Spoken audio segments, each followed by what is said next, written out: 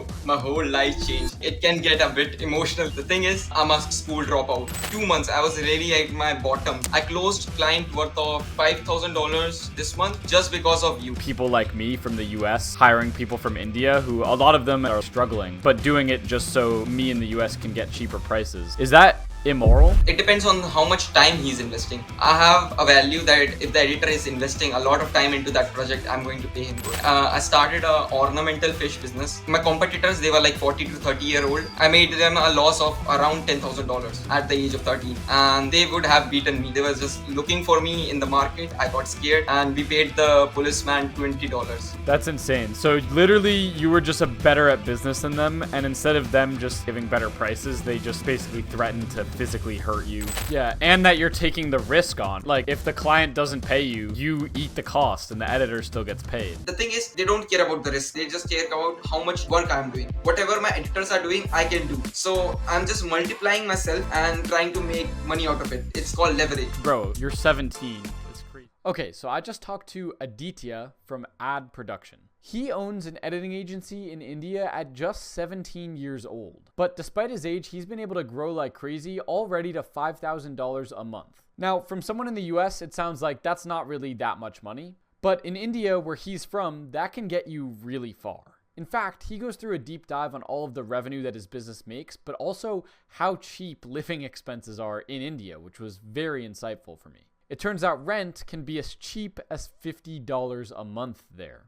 And not for just some complete dumpster, like an okay place can be $50 a month. So we get into all of this, how he started and scaled his agency, how much money he's making with it, how he stays organized with like 20 clients. What is a fair price to pay an editor, especially if you're from the US and they're from a third world country? And is this an exploitative practice, or is this better for everyone involved? If you are thinking of making videos and getting an editor, especially getting an editor from somewhere like India, Pakistan, or the Philippines, this is definitely a must-watch podcast for you, because it will help you navigate the market better and understand what fair editing prices actually look like. And despite being just 17 years old, I know Ad very well. He's helped me on a lot of my personal projects, including my YouTube faceless automation channels. So I personally know his word is good. And this was a really awesome episode for me, so I hope you get a lot out of it as well. So without further ado, enjoy the show. Okay, boom, we're live. I'm here with Aditya from Ad Production. And you've been helping me with a lot of stuff on my videos, right? You've helped refer one editor to me for my animal channel, my faceless animal channel. And you've referred another editor to me for my shorts, Somdev. That guy cooked. He did an insane job. But what I want to start with is, so I recently, like my unfiltered channel, kind of blew up out of nowhere. I was not expecting that to happen. It kind of blew up. And it seems like rather than just me benefiting off of it, a lot of people actually benefited off of the fact that my channel blew up, and you're one of them. So I want to know, like, what happened from, you know, when my channel, I didn't have the unfiltered channel in the past like month to it blowing up. How did things change when that started? Bro, my whole life changed. Actually, like, it can get a bit emotional here, you know. The thing is, I'm a school dropout, and my family is supporting, but they are still like in the gray area, you know. They were not really not sure about these things, you know. You drop out of school, like it's my 12th class, maybe in your area, I don't know what you call it, like it's the last class, and it's really important in India. It's really important. So I dropped out 6 months before my final exams. And I was like, fuck it, man. I can't do it. I go to school this year. The last year I go to like 18 days I go to school, and that's all. That's it. You know, throughout the whole year. Yeah. And then, I was like, I had a client for $300. Okay. This is a story. So I had a client for $300 for 2 months. You're hearing me? 2 months. I was really at my bottom, you know, and he abused Purav and me. You know, Purav, you remember Purav? He abused us. So we stopped working with him, and I was at my really bottom. Like, I had few clients. Those were like, they were giving work for like 1 or 2 days and then ghosting us. Then, like, it was really like bad situation. We were in really bad situation. And Purav also was going to drop out, you know. Of school? So it was, Yeah. We both were doing. We both were going to drop out. But yeah. Anyways, then I cold DM'd you, right? And you rejected me at first, but then something happened and you messaged me back. Can you hop on this Discord and we discussed about the animal videos, Then I did that and all, and once I got your deal, it was like a life change for me and Purav. Like Purav got his money for paying for his mentorship, which he wanted to have, and I got money to buy my gear, basically. That's the thing. Like, we both benefited off of that. Then after that, once your unfiltered channel blow up, after that, it was like really, I was getting like 10 to 20 messages every single day asking if I'm really his editor, and like, okay, I got my alarm. Yeah. And like, people were like messaging me, can you create story told edit? They were asking me for the same edits, man. But yeah, I closed client worth of $5,000 this month just because of you, I would say. It was 100% you. I've closed many clients in the past, of course. But yeah, like this month was one of my best months. Like, it can go up to 8K. I'm expecting it may go up to 8K. I'm talking with some people. But yeah, it is right now, the full amount that I have is 5K in my bank, from my clients. Yeah. Because that is the revenue. But yeah. And those are clients that are likely on going to be paying monthly, or those were one-time projects? Monthly Okay. monthly payment. So what did you go from before the unfiltered channel blew up? And so what did you do also? You just started putting a bunch of job opportunities in the Discord channel, and then you had the little testimonial? Yeah, I had your testimonials, and people were just reaching out to me from the Discord, and people were referring that Aditya Ad is the editor for Unfiltered or whatever channels, your channels, the Stories Told channel, and it just got blown up, people were DMing me, and most of it, and like the most benefit is not so okay. Sorry, I didn't get the most benefit. My editors, they were one of the editor which is working for you currently, right? I won't name it. Joker. Okay, Joker. We can name him Joker. Yeah. But yeah, Joker. Joker actually was like his job. He was like he got fired from his job, or his company stopped working or something like that. And he was jobless at that time. He's 30-year-old, jobless, right? And when I approached him, he was so happy to work with you guys, and his life has changed just from working with you. And many people, like you can say 20 people got job just from Bennett's Unfiltered channel. He referred me, he gave me the testimonial so I can provide jobs to these people who are in deep need, because I have a shelter in my home, man. Some of these people don't have shelters, man. They are like in really bad situation, and I'm like really thankful that I can help them, and I'm really thankful to Bennett that he helped me get those clients from a testimonial. So yeah, that's awesome. I do want to get into the more emotional aspect later in this pod, but I also want to talk about like that's insane. It seems like I didn't actually realize how much power one person's endorsement could have.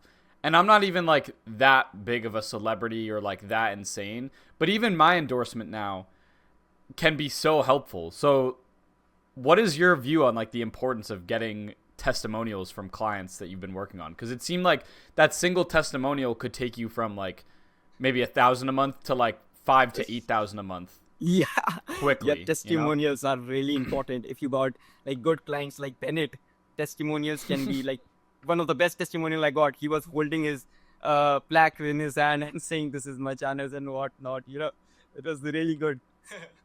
But yeah, those testimonials, like people trust you more just because of your testimonials. Because I'm an Indian, people think I'm a scammer. It's the real thing. I got scammed as an Indian. But by an Indian. yeah. So just to like have a verification, you should have a testimonial if you are running an agency or any service-based industry, and especially if you don't have any physical contact. You you are a remote person. Yeah. How do you collect testimonials now? I just ask for them. Like, And they just send in a video? Yeah, most people don't want to send a video because they are faceless creators. Of course, they send me a text Right. or an audio, and that's all, Right, I'm that good makes with sense. it. Yeah, I just need one testimonial. Yeah, exactly. I think the best sort of thing you could have is a testimonial of someone that looks just like the person. That would be the ideal thing, right? So if you're about to work for I don't know, Armenian guy, you want an Armenian 34-year-old, you want a testimonial from an Armenian 34-year-old. That's actually that started in the same exact place. So I think I think the idea is to collect as many as possible, and especially try to line up like the highest authority ones, like people with a lot of subscribers, but also the people that like look just like the person you're trying to serve.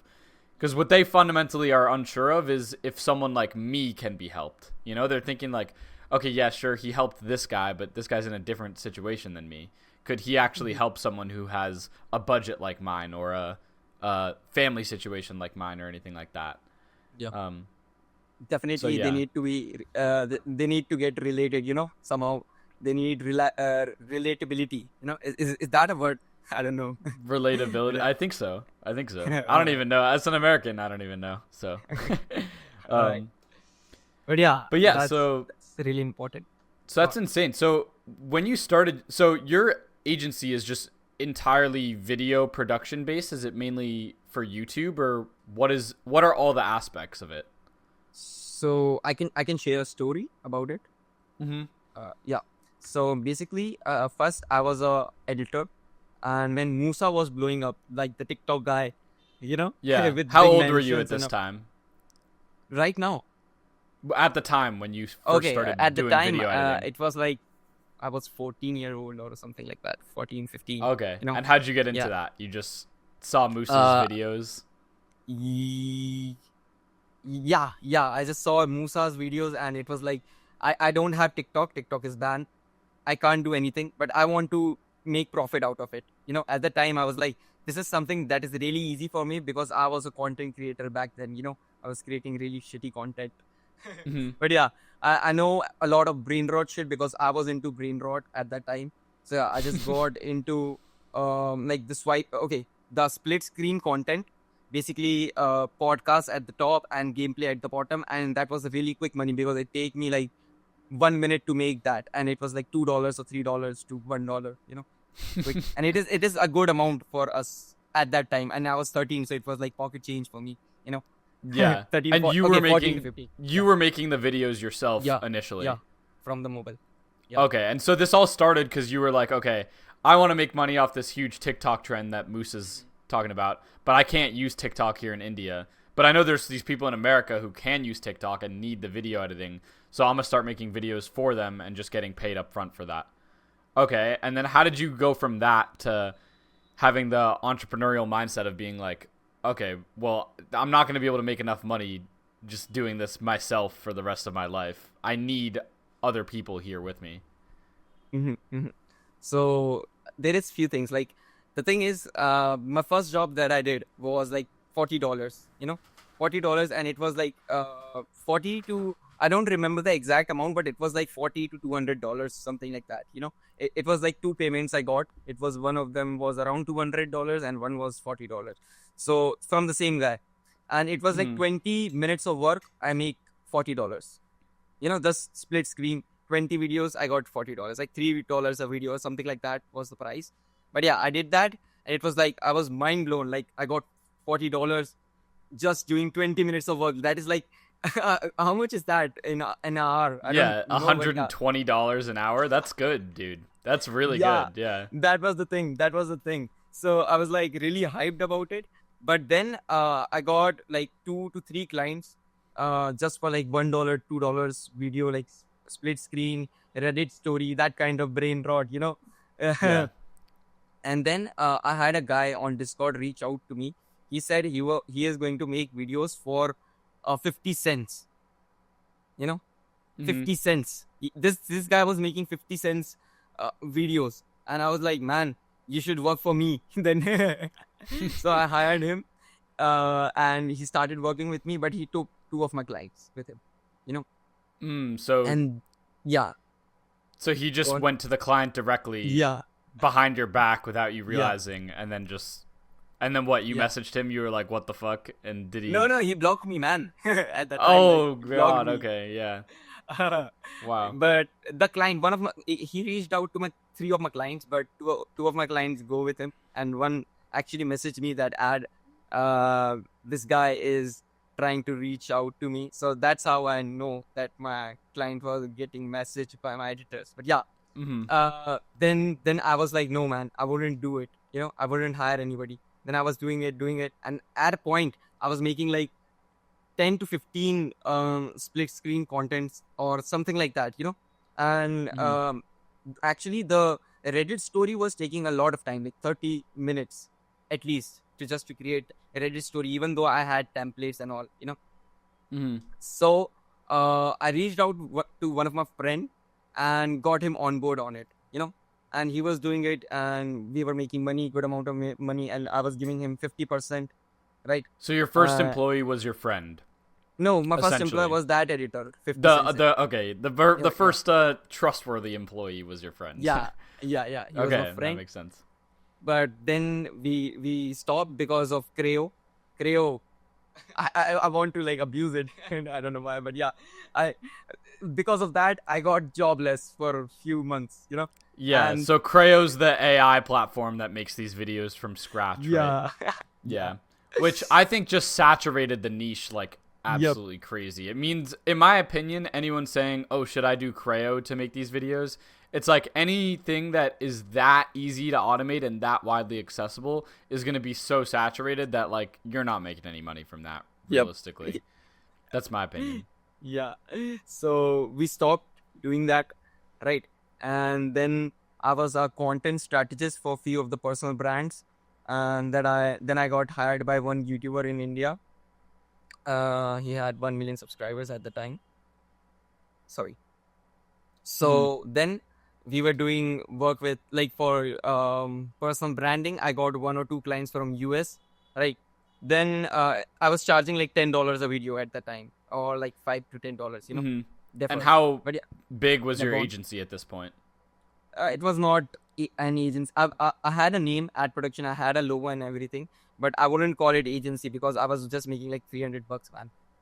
Okay. But you still had people, you still had your friend working with you at that time? Yeah, I had Purav at that time. So Purav and I met on a Discord server, and it was really awesome, man. Like, that was the thing.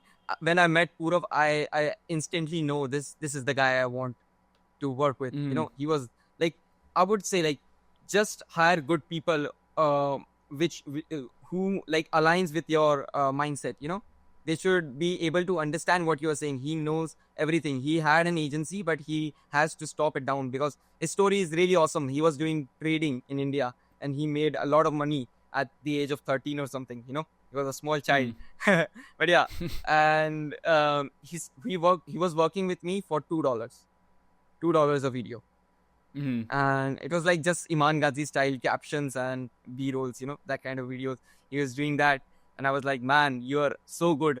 And then we were doing this content strategies and like personal branding kind of things. At the time it was really popular just because of this Iman Ghazi, and they were saying that he open an agency. So we were really into it, right? Messaging 40 to 50 clients, leads every single day, and just trying to get clients. But then I just stopped for a few months, and I had like 2 or 3 clients just because of the exams and whatnot, as a kid. And then I started again, but at that time, like, I had like one client paying me $200, and that was all. And Purav was out of job. I was out of job because we didn't have any jobs, and it was really saturated. I got scammed for like $500 or something at the time, like from an Indian, what I'm saying, right, for an animation.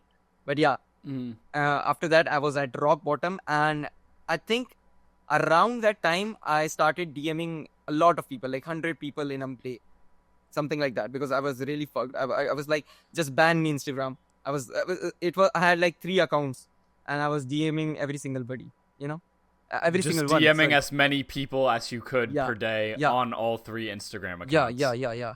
And If I that's can what it show, takes to get your first Mhm. client sometimes. Yep, Like yep. just raw numbers and output. Like Yeah, that was the thing. Like I actually like had a format, and this is something, if you are in personal branding or in some, if you just have an agency, video production agency, and not in YouTube automation, by the way, like normal video production agency, you can just create an edit of somebody and mention them in your stories. This was something that was working for me. did that have a higher like Yeah, response rate yeah, than cold DMing by a lot? yeah, 90%, above 90%, I would say. Whoa, really? Yeah, That's insane. yeah. That's At that really time, effective compared to cold DM. I'm sure cold DM response rates are like under Really low. 10%. No, Right, no, like, no. yeah. 10% is too much, man. It's like 2%, 1%. Yeah, 2, So you gotta 5%. DM like you gotta DM 50 to 100 people to get one response even. Yeah. Yeah. That's insane. my- Versus on stories you would get a response 90% of the time. Yeah. Okay, that is a huge At least a piece thank of you. game. At least a thank you, Yeah, I'm gonna take that because if I ever want more clients, I'm gonna tag them and be like for example, if I with my juggling thing, remember how I was taking on some clients? I'm gonna be like, this is sick. Imagine if you had a good social media presence, and someone could run that for you. You know? Okay, You that's can just show that's your sick. channel. Yeah, exactly. No, that's a really good piece of advice. Yeah, especially yeah. if you have like a super professional looking Instagram. I think on top of that. Yeah, Yeah. that's okay. That's insane. Okay. Yeah. That's how I closed some clients, and then I closed one client for $300, and I was ready to move out. Move out of my home. Parents' home. But For one then- $300, how much is rent in India? Jesus, man, it's like $50, $100. a month? Really? Yeah, yeah. Oh, okay. So literally Like- one $300 client. Okay. Anyone listening in US is like absolute minimum $1,000 a month rent. Yeah, pretty much. I know. Yeah. Okay, that's In insane. $1,000, you can get a villa, man. One of my friend, he's from US. He come back to India, and Yeah, he- I might come to he's- India. Yeah. yeah, At come, that point, man. yeah. Of course. I gave you a high five, but yeah. Yeah. But anyways, like he's paying like 60,000 rupees. I don't know how much is that.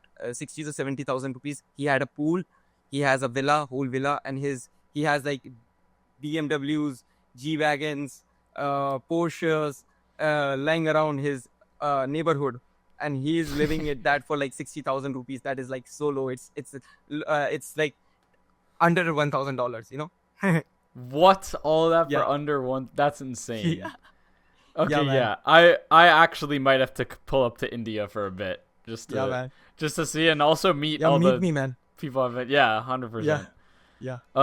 Okay, that's insane. Yeah. So actually on that topic, I want to ask your opinion on this cuz there's so many like differing opinions on what the morals are of people like me from the US hiring people from India who a lot of them, as you said, are like struggling, but doing it just so me in the US can get cheaper prices. Is that immoral, or is that someone from the US doing the right thing and actually helping lift people out of poverty? Depends. It all depends. Like, it depends on how much time he's investing. I have a value that if the editor is investing a lot of time into that project, I'm going to pay him good, because my editors are paying, like I'm some of my editors are getting paid a lot. Even like I'm paying them $1,000 a month just to do my work. So that is the thing. Like I pay a less amount also. Like I pay like $5 for a video also, but I pay a lot in comparison to whatever other people will pay. Other agency owners. Yeah, some of the agency owners are using them for like $1, man, 80 rupees. It's shit, man. Last night I go to like a dinner place. It took me like $100. So you can't even buy food from that. You can, like, if you eat like street food, dirty street food that you see all over the internet. But if you want to eat real food, actual good food, you need to invest money. So yeah, that's the thing. Like, if that guy can't get if that guy can't benefit off of you, serving you. It's not like he's making content with a shitty face, shitty mood, you would say mood, and it's like it's really bad. You can see that in the work, if you pay less, you can see that in the work. They're getting paid less, I see. If you're getting the point. Yeah, no, I get your point.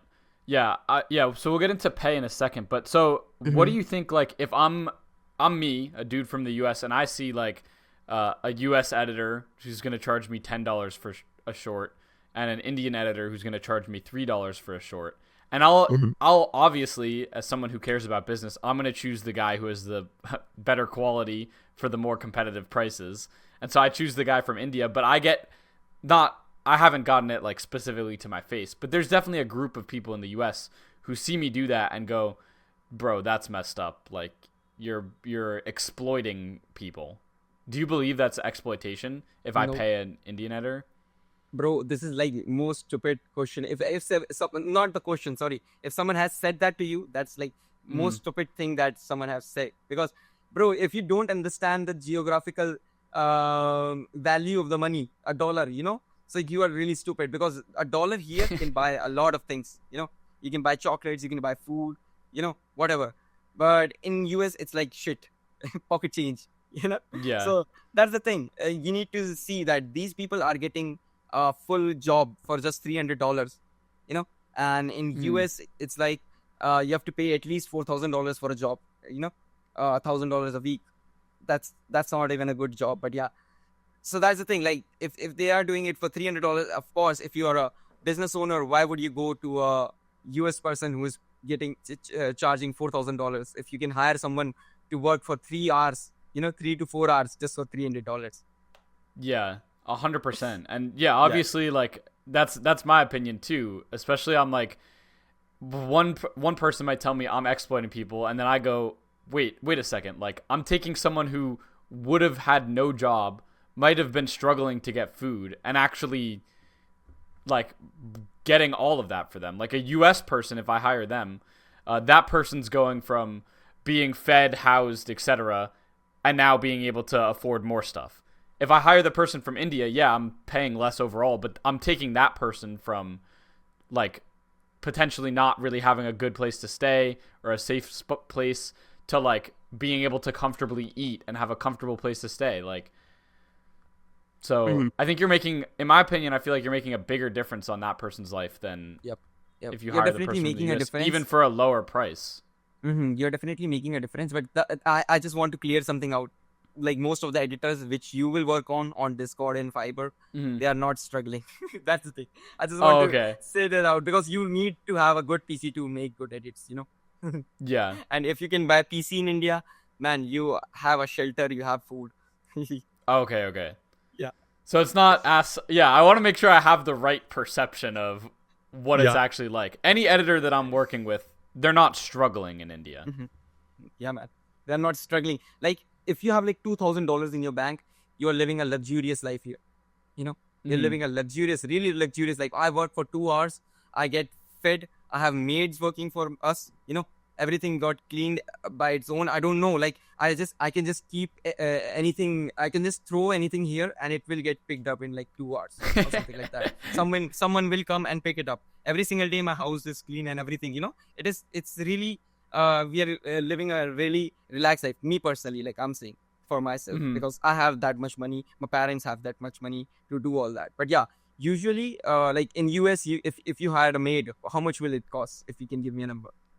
I mean, yeah, it'll probably be like $15 an hour. That's like minimum wage. Bro, it may sound as exploitation, but we pay them $100 to $120. $100 to $120 a month. Yeah, just for doing house cleaning and whatnot, So I'm saying, some people are actually living a good life just because it's a hack. When you earn in USD and spend it in like a lower currency, like IND. So yeah, that's the thing. Like, it's a life hack. I can go wherever I want. I can do whatever I want in India, of course. But yeah, that's the thing. Yeah. No, and I view that's exactly how I view it. Just an absolute mutually beneficial thing. Like the guy in the US is getting better prices and the guy in India is getting paid more than they would from an Indian client. Is that what like inspired you to, cuz you were 13, 14 when you started trying to make money.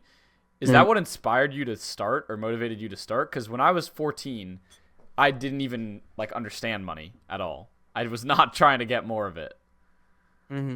Yeah, the thing is, in my case, it's a personal thing because like, I was like from a normal family, like we were really doing good. I wouldn't say we were like at a lower position, but yeah, we were like a normal middle class family here in India. We were making like combined income is 3 lakh rupees a month or something like that, right? I'm just really like. What would you say? Like exposing everything.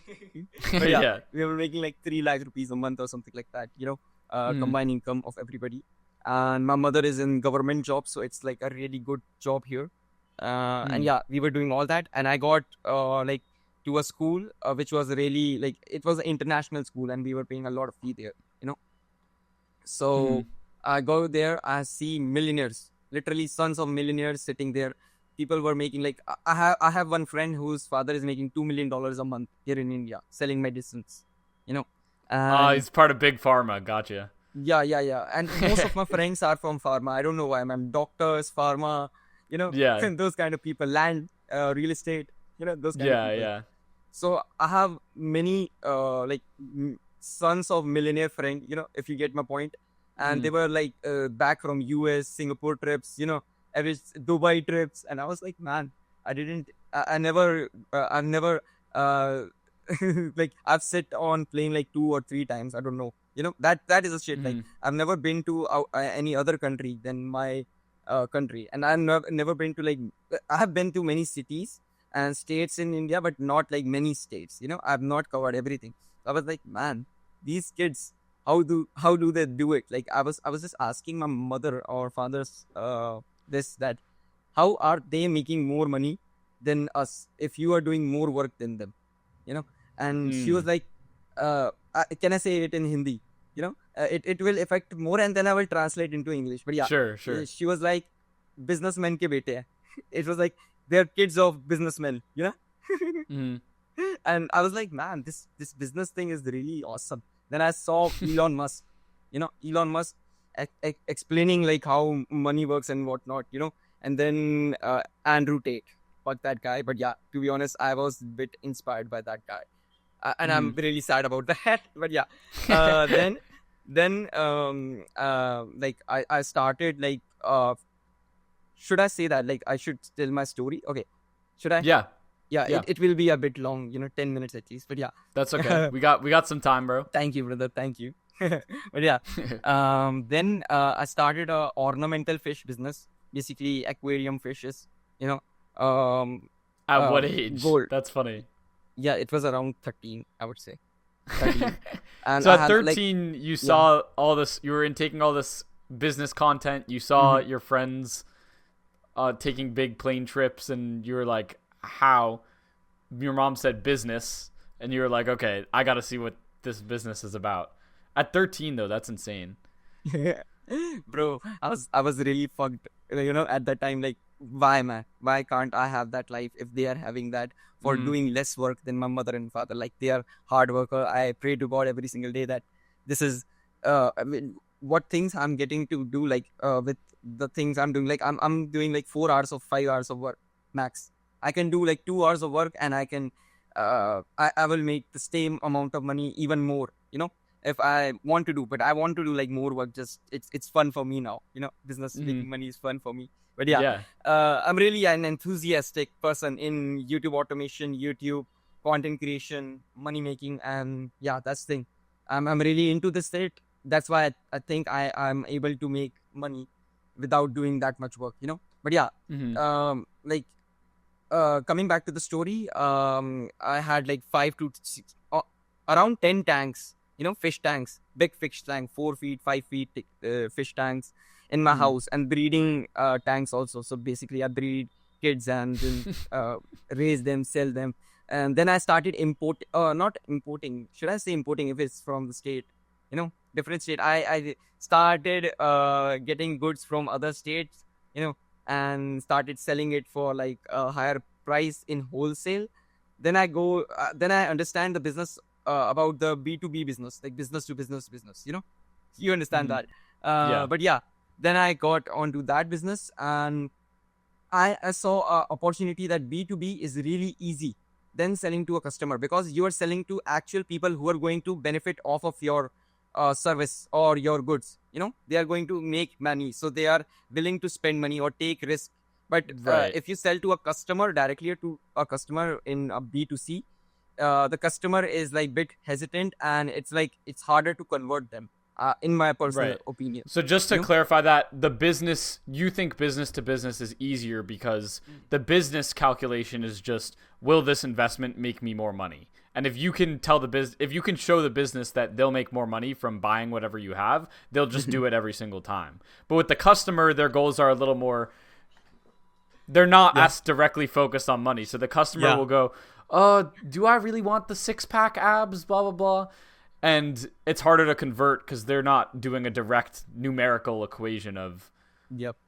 Okay. You're not directly benefiting their pockets, and money. If you make someone money, you will make money. That's the quote of the day. I agree with that 100%. Yeah. So that's the thing. That was the thing. Like I was really interested in that, and then I started doing it in bulk. Like I was making like $100. I made $100 in a day from doing that, from reselling goods. Yeah, reselling fishes. Fishes, okay, right. Yeah, and that's, I got go on. Sorry. That's enough. $100 a day. Again, I have to put this in perspective of where you live, but that's enough to pay for your whole month's rent. No, day of work. No, not my rent, but it's like, it's a good amount. If you are making like 3 lakhs a month, it's basically around $3,000. You can say. A bit less than $3,000, but yeah, it's a good amount. You are living a luxurious life, as I said. If you're making like $3,000 to $2,000 every single month, you're living a good life. That's the thing. Here in India, of course. Yeah.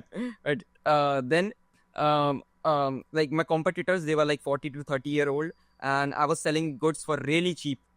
And at that time also, I had a competition with like 40 to 30-year-old, and then I flood the market with my prices. And they got in loss of like thousands of dollars. I from a guy, he told me I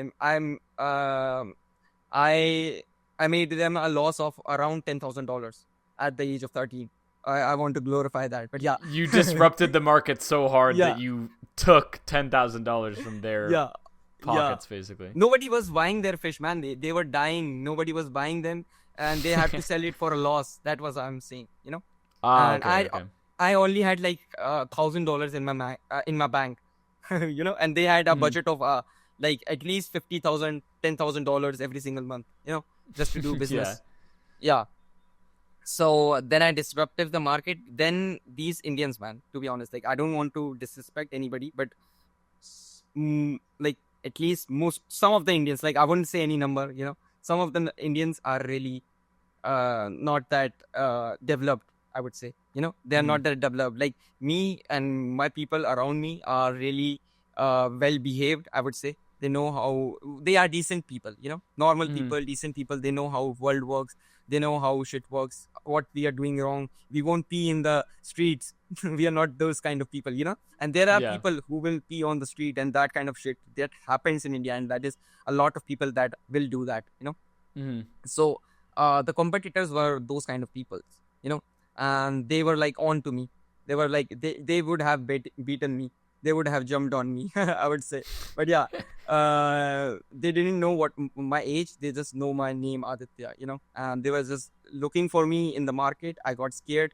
And at one time, there is what you say, like when you give money to cops. Bribery. Bribery. Okay, I had the word, but my accent, Yeah. But yeah, so bribery, that is a lot in India. Basically, you can bribe someone for $5.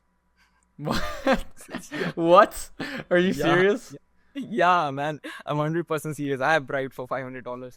last tomorrow night or something, I was on a night out with my friends. He doesn't have a license, and we paid the policeman $20, and he let us go. So there's just widespread accepted corruption. Yep. Okay, will I get into trouble by saying this? Oh, wait, say that again. I lagged for a second. Oh my god. Will I get in trouble for saying that? Well, you could just bribe your way out of it, right? So. Yeah. You can... oh, I got it now. Yeah, just beat the $15 thing, you know? Okay. Thank you. Yeah, I don't want to go in jail for some podcast, you know? Yeah. But yeah, then like they bribed him to stop my work, and my other day, my fish didn't came, you know? We had it from a train, and it didn't came. So I was really sad for that. And then I stopped because it was a big loss for me, you know? It was not that big much of a number, you know. From $1,000, I had a loss of like $300 to $400, you know, something like that. Yeah, but that's still messed up also that it came from someone who just bribed an official officer. Yeah. That's just very anti-competitive, like anti-free market through non-free means, really. Mm-hmm. They were trying to beat me, man. As I'm saying, they were trying to jump on me in the market. If I was told by some elder people in that same industry that don't go into a specific market, they will beat the shit out of you. And I was 13, you know, and you're getting what kind of thing was going in my mind when I was. That's insane. So literally, you were just better at business than them, and instead of them just get it like improving and giving better prices, they just basically threatened to physically hurt you and bribed official officers to make you stop and prevent your fish from ever getting to your house. Yeah, that was that seems like a marketplace I wouldn't want to be a part of either. No. I stopped because it was like no leverage was there. Like I need to go to the train station, get my fishes, and it was like 2 a.m. in the morning. I was getting my fishes with my dad without any sleep. We were getting, and then whole morning setting up the tanks. You can't just put on fishes on the tank; they will die. You need to do some things, you know. You need to adjust the temperature and whatnot, you know. I won't go into the details, but then the whole morning I do that, and then I go in the morning without any sleep again. I go in the market, sell the fishes, and at afternoon I go to sleep. That was my routine at the time. So it was not a really good job, and my family is from a good place, so they didn't want me to sell fishes. You know, it's a bad thing selling fishes in India. I don't know. Yeah. But I think probably the most important thing you must have learned from that is the power of being able to buy something for one price and sell it for a higher price, or that's what's known as like arbitrage. And so I think you've taken that concept and applied it to what you started. So did the video editing agency come next after the fish? Yeah. Okay. After that, the video editing agency. Okay. I've already told the story about that, but right. Of Musa, seeing Musa's videos. Yeah, I did want to also touch on because I think this is funny as well, like the motivation, like watching Elon Musk business videos and Andrew Tate videos. Now, I also won't lie, one of the big, probably an actual decent driver of why I got into entrepreneurship was Andrew Tate videos. Now, to be honest, and I've bet you anyone can look at any of my videos, I've been pretty consistent on this. Like, I don't care about lifestyle, and that's one of the things that Andrew Tate talks about in getting rich. And I don't really care that much about it. Like, you're not going to see me flexing a Lambo, even if I have enough money to buy 100 of them. But there was kind of something he talked about, which it seems like was true for you as well, that did really resonate with me, which is he gave an example where he was looking at people. I think it was indeed someone who had like a Lamborghini when he was like in high school. And he looked at that person and he went to his friends and he's like, how does that person have that car? And his friends were like, I don't know. I don't really care. And he's like, no. How? Like, if I worked a normal job every day and saved every penny, it would take me 30 years to buy that car. And this guy has 5 of them. So how is that possible? And so that, I think, is what really got me into entrepreneurship, because I was like, there's a stat in the US, 80% of millionaires are self-made. So they didn't 80% of millionaires did not inherit money. So I think that's also a myth. People are like, oh, yeah, it was just from their parents. No, it wasn't. most millionaires didn't inherit money from their parents. So they're becoming millionaires in legitimate ways, and a lot of them are not doing it by diligently saving every single dollar, working a minimum wage job from the moment that they begin their career, okay?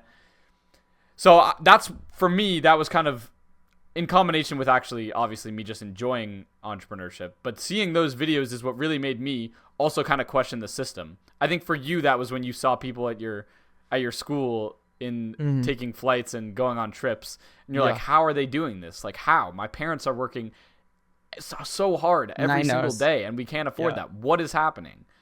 And so, yeah, I think that rings true with a lot of entrepreneurs.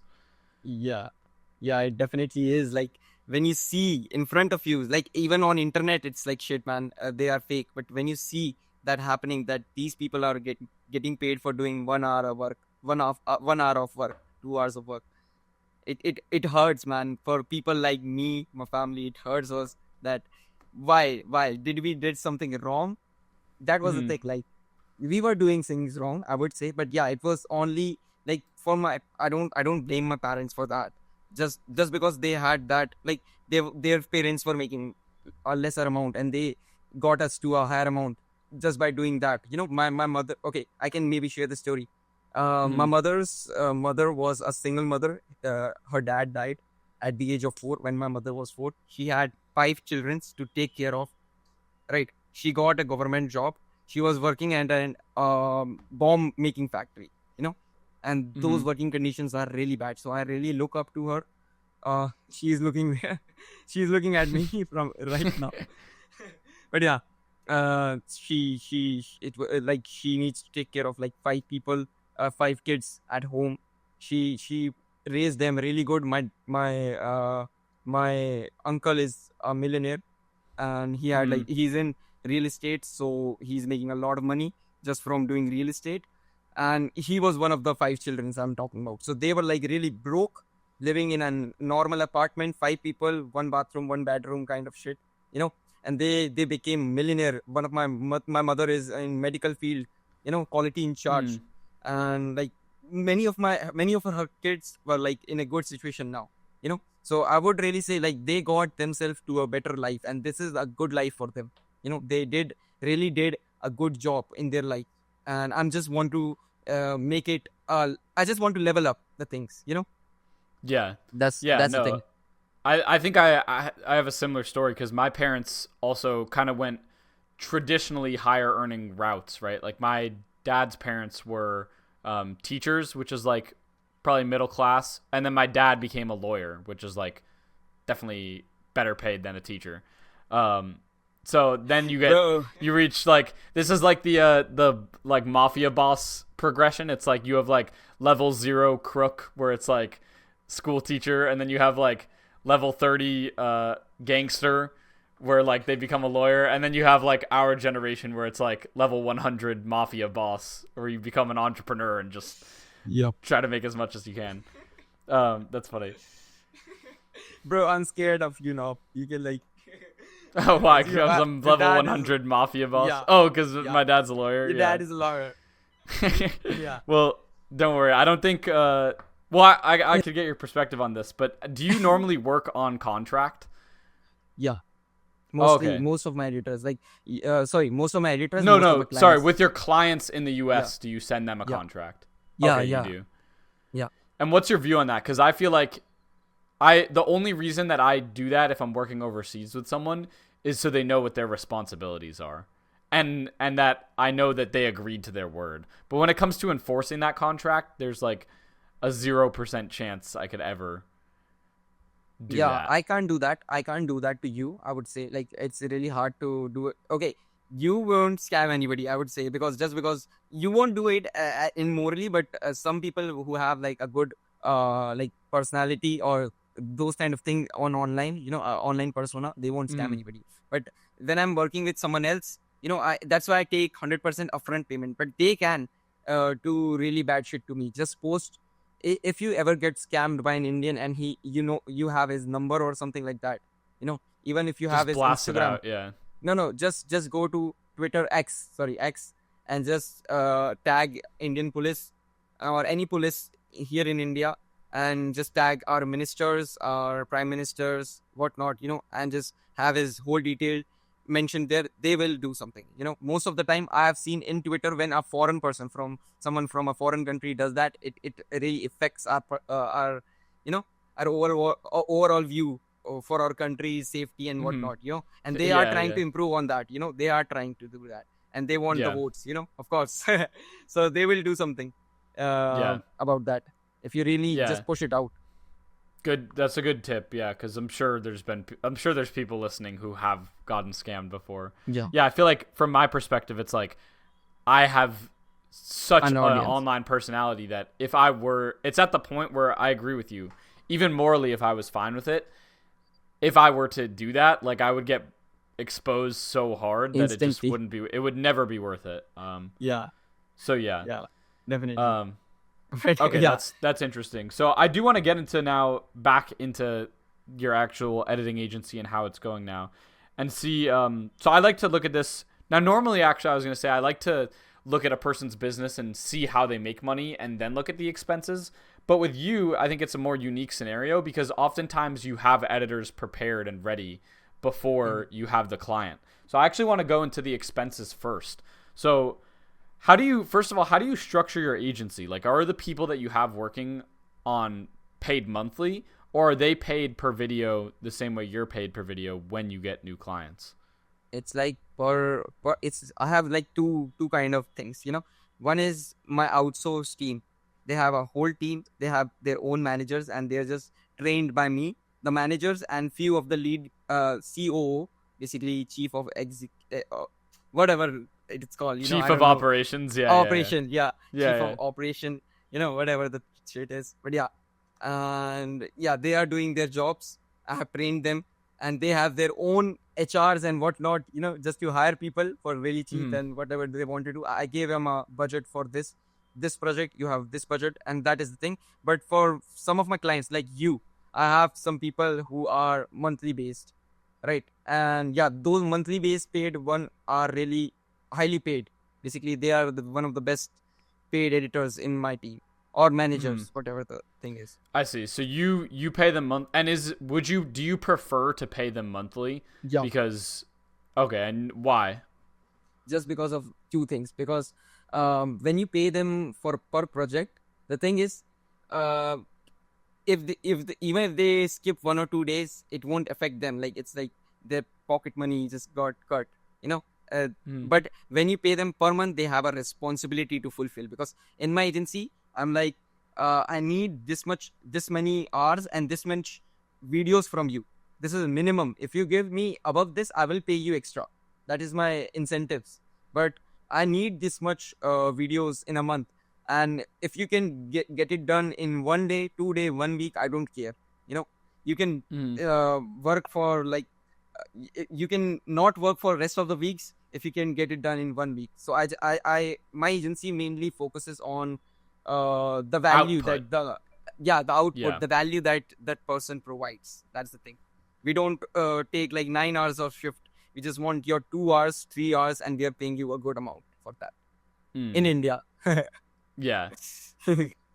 And then, so that's the first benefit. Is the second benefit that you can pay, that it's like more stable for them? Yeah. And you can pay less since it's more stable. It's more stable for them, and you can pay them less. Like, not that it won't make that much it won't make that much difference, but you can definitely get benefits. But few of my mentors say that you should pay your permanent editors more than whatever you're paying your freelancers or your outsourcing team, So for your particular editor, I could have paid him like whatever I'm paying him, 20 to 50% less, and get a good amount of profit. But I'm willing to pay him more just because I want the best outcome, and I want him to stay for a longer months, at least 3 months. I say them at least for 3 months, stay with me, but they usually stay with me for like at least 5 to 6 months. My editors usually. I see. And what is their rationale usually for wanting to work in an agency rather than work as like a freelancer? That's a good one. So the thing is, not everybody has skill of communication or closing clients, or they don't know how to close clients. They will go on Discord server and whatnot, but that is not a professional way to do that.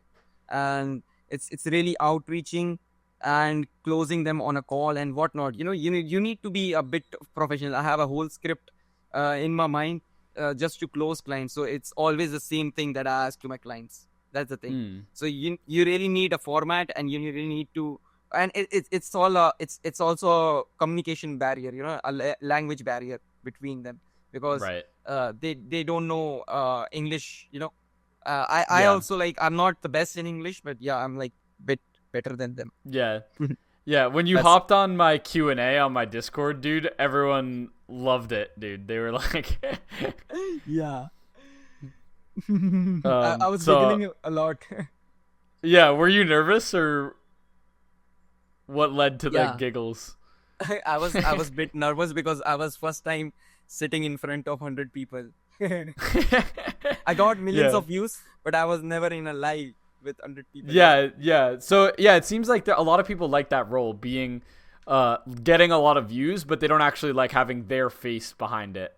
The guy I'm working with who's doing the posting for a lot of my channels right now, I think is like that, because he loves like posting videos on the channels and seeing it get views.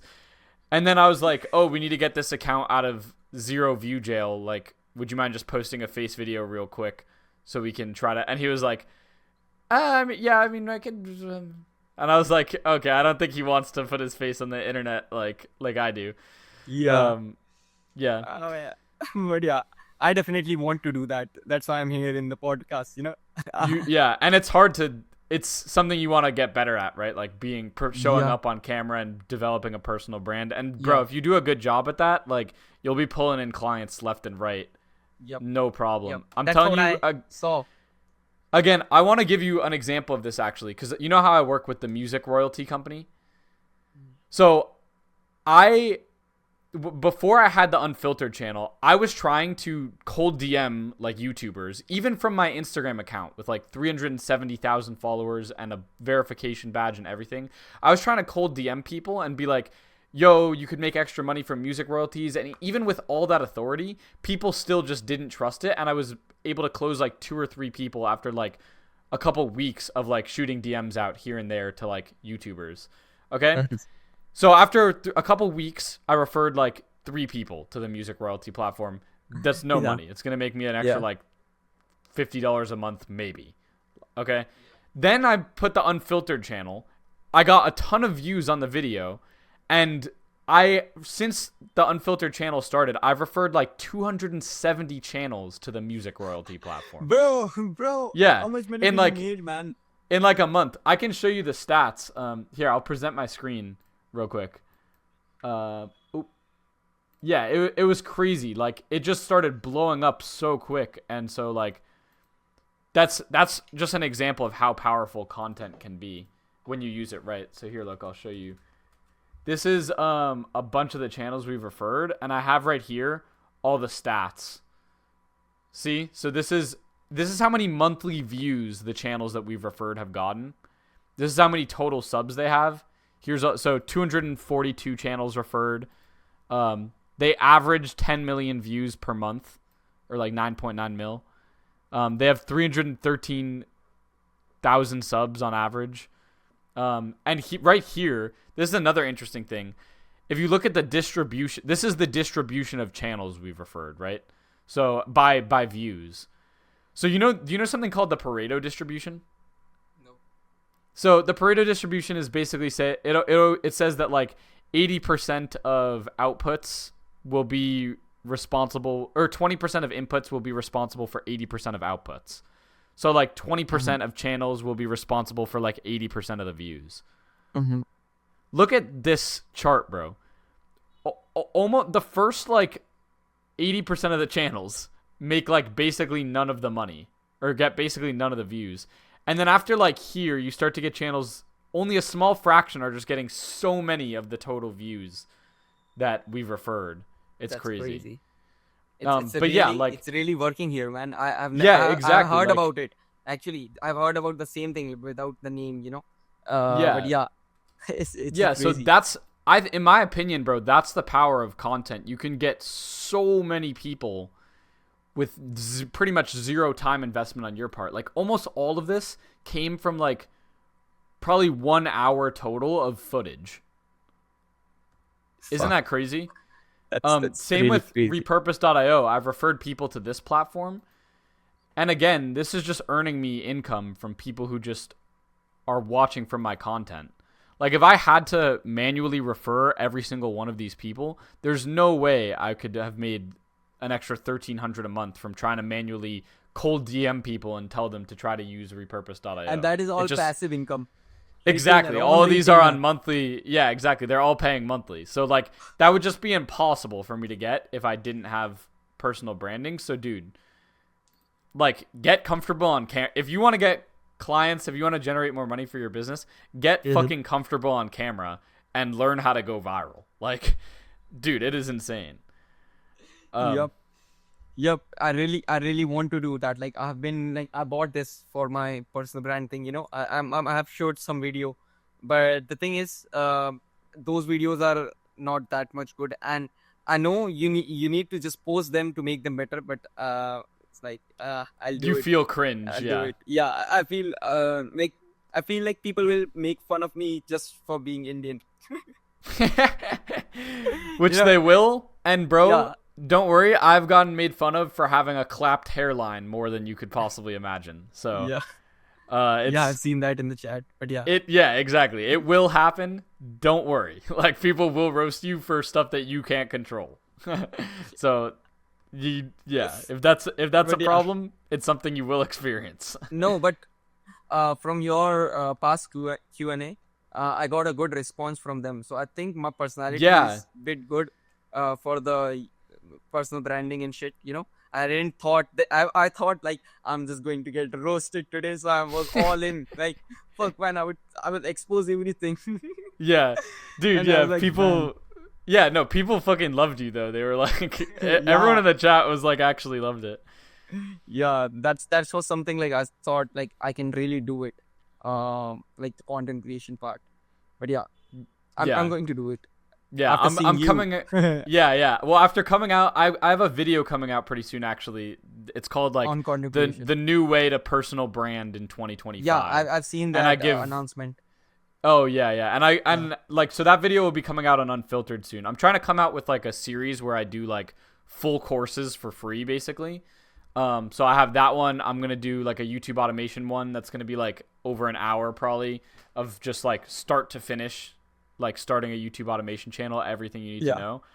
And so I recommend you watch that one because that will have like my exact advice on like how to start, given everything I've learned. So back into payment structure because we got a little we sidetracked a little there. So what is the most and least you pay people, and what decides how much someone gets paid? Oh, this is a tricky one, but not a tricky one. This is something that I'm not usually comfortable in talking. While I also said to Bennett when we started with stories told that I don't want to disclose any of the payment which I'm getting to my editors and whatnot. So I hope they don't see this. But but really, I'm transparent within the team that I have. I'm transparent with how much everyone gets paid. Now again, I'm 20 years old. I run a clown business. Like I'm not making that much money, but I still think actually full transparency especially within a business is the best thing because it means that you can't underpay someone without justifying it, which is good long term because you don't want anyone to ever find out that you're underpaying them. They're never going to work for you again after that. And if you're paying people fairly and you have the justification, people know what they can work towards. So if I say, oh no, this guy's getting paid more because he actually has been doing this, and this thing, and that's really helpful to our business because of these reasons, then all the other people in the business can say, oh, you find that valuable? I think I could do some of that. And then everyone's going to be working harder to try to all earn more money. But I'm curious your take on that. Yeah, I wouldn't like disagree on it. Like I would partially disagree on it just because people envy. Like jealousy is a real thing, and it's not good. And personally, I'm from a culture where we see jealousy as a bad thing, like a spirit thing or something like that. Yeah. And we see it like you should never flex. You should never tell somebody how much you're making and whatnot. So and my the older generation always says that you should always sell 50-60% less whatever you're making, to your family, even your wife and whatnot. Just your accountant is your best friend. That is the advice from my father. Yeah. Yeah. So that's the thing, man. Because I would say like whatever I'm making, I'm really open to discuss that. But in the past, I had an experience with Indians, especially, that they will say like, man, then you should pay us 60% of whatever you're making because you are not doing any work. They don't understand leverage. They don't understand I need to close people. I need to come on calls, and the knowledge I've gained from reading books, from taking calls, from doing testings, from Yeah, and that you're taking buying the courses. risk on, right? Yeah, Like yeah. if the client doesn't pay you, Mm-hmm. like you eat the cost and the editor still gets paid. Yep, yep. Yeah, I try to usually make what that I as think. clear as possible when I work with an editor from the very beginning. I'm like, look, here's what's happening. Like, you're going to be posting to you're going to be editing videos for our YouTube channel, and we pay you whether the video gets views or not. But long term, if these videos stop getting views, we don't have any money to pay you. So we're going to be paying you right now before this channel is blowing up and before it's making money. And so that's why you're getting paid up front. Like, just to be clear, we're taking on the risk. I make that as clear as possible. So down the line, if they go like, wait, this is unfair, you're making all this extra money, I'm like, no. Like, I paid you when this channel was doing nothing. Like, so you don't get to say that. Like, Yep, yep. That's. But the thing is, like, it is like people will be jealous of you at some yeah. point, and they will try to like just do something bad. That is the thing. Like, I have experienced this. Like, people will just try to get the best amount of money, and the thing is, they don't care about the risk. They don't care about anything. They just care about how much work I'm doing. It's like how much work I'm doing, how much time I'm investing. I don't invest that much time. But the thing is, I have editors who are doing the same work what I can do. Like, whatever my editors are doing, I can do. Mm-hmm. So I'm just multiplying myself and trying to make money out of it. It's called leverage. So yeah, I'm leveraging off of them, and they don't understand that. Like, they are like, my profit margins are really high, and they don't want that. Like, they want it to be like really low, and I see that. What's the reason? But that's why I don't like, because like I want to make a business which is highly profitable, because it has a higher risk involved, so I can lose it all at once. Mm-hmm. And yeah, this is something like I'm usually not that open about the payments. But yeah, getting back to the point, what I pay my editors is according to how much time they're investing and how hard is the skill, and whatever the market is paying here in India. Mm-hmm. I know the market very well. That's the thing. Like, I know the whole market, video editing market, content creation market, the whole market, and the whole prices. That's why I can, like, I know the prices, and nobody can scam me in this industry, especially the editors. So the thing is, you should pay your editors according to the time and how hard it is. So for me, I pay them anywhere around $100 a month to $300 a month. Like, that's a good one. 350 to be exact. Like 30,000 rupees, 10,000 rupees to 30,000 rupees. And then I have few editors. Like, they're not lot. My manager get paid the most. Right, my managers, my outsourcing agencies, and my main editors. So they are getting paid 60,000 rupees. So that is like, that is around $700, I would say. Around $700. So yeah, like, not even like, it's $800 to $700. So what is the easiest project you've had that justifies like the lowest pay versus what is the hardest project you had that justified like the highest pay? brain rot captions is the lowest pay. Brain rot captions and just normal shit. Just the captions and just the circles, that kind of shit. You don't need to do clip finding a lot. You don't need to make any scripts. But when you add those things, it's like a higher amount. But yeah. So what is the market rate for a video like that in India? The whole video, including the script editing, what should someone from the US, like if they're getting a price, what's a fair price for someone in the US who doesn't understand Indian prices, who just wants a brain rot video that should be easy as hell to do? What price would you tell them? Yeah, okay, fine, that's a fair price. The thing is, you won't get the same prices as I get for the US people. I'm saying, yeah, like, just because you're white. Okay. Also, like everybody, every color, but I'm just saying in a preference from an Indian person. From an Indian person, you all are white. We don't care about like the skin color and whatnot. We have straight up racism. Indians and rest of the whites. Well, I'm glad to know I'm perceived that way. Awesome. No. Me personally, I know how things work, but I'm talking behalf of my people. Yeah. And it's not true, man. I'm 17. Hands up. Whatever I'm saying, it's my perspective. Whatever I have seen in life. So yeah. Yeah. And yeah.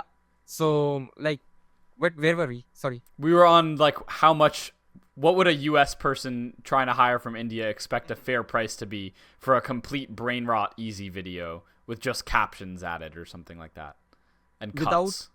Without the script and clip finding, or including clip finding and script? Yeah, no script. Let's say I just have a short and it's all recorded. It's all I need them to do is just cut it and add captions. $3. $3 per video.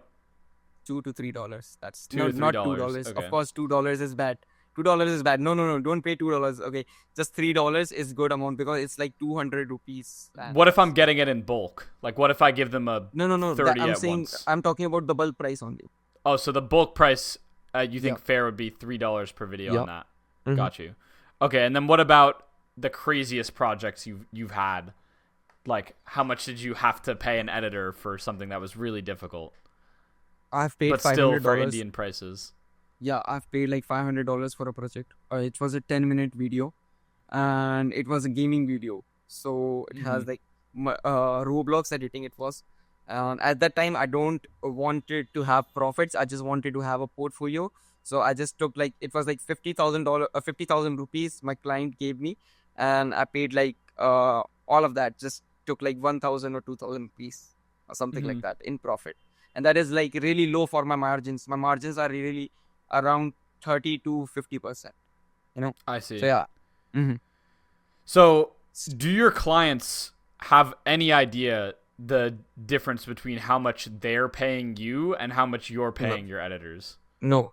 Do you keep that, like, do you not like to tell them? Mm-hmm. The thing is, I do edits for okay, I can disclose my prices, right?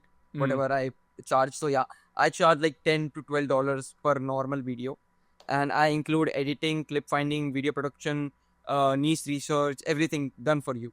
Like done for you YouTube automation. Yeah, $300 to $350. You will get everything done for you. It's not the base price for every niche. It's like for the basic videos with a basic clip finding. And yeah, like I'm giving them the benefit, like even if they go and try to find people, they will find it for cheap. But they have to train them, first of all. They need to train them. Second of all, they need to have professional people who understand YouTube automation. Basically, that's the thing. Like most people don't know. If you go on and hire any third world country person, and they don't understand skibidi things, brain rot things. They don't understand how these things work. They are just doing chat GPT shit, So, man, your channel will die. So that's the thing. Like that is something that my clients have a bit. That's why they're willing to pay. That's my selling factor, I would say. That I train them and whatnot, because you can get them for like $100, man. That's the thing. You can get them for $150, like whole thing done, whatever I'm selling, $100 to $150. But you need to find every single person. 3 person you would need, like you can get 2 or 3, or even 1. But it's like mostly it's like editor, script writer, and a clip finder. Yeah. It's really hard to find everything in one. And I train people to be like that. Like one person can do all of that.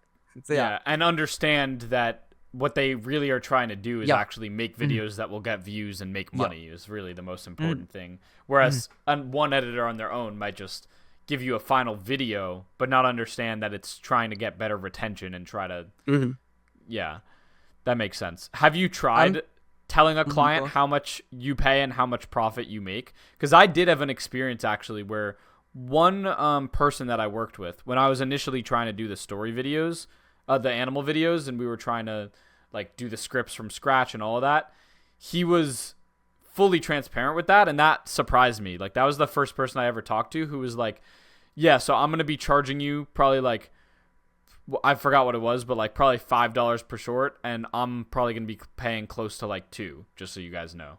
But I am going to be putting the whole team together, and I'm going to be the one responsible for making sure if they mess up, I have a backup editor ready, so there will never be a delay, like all of that sort of thing. But he was like, yeah, this is how much I'm probably going to be paying for each of these videos, and this is how much I'm going to be charging you. Yeah, And, for some clients, it's like it will work for you because Bennett has a different business working ethic. Because you are one of the clients which I'm really personally interested in working with without any profit even, not because of a personal brand.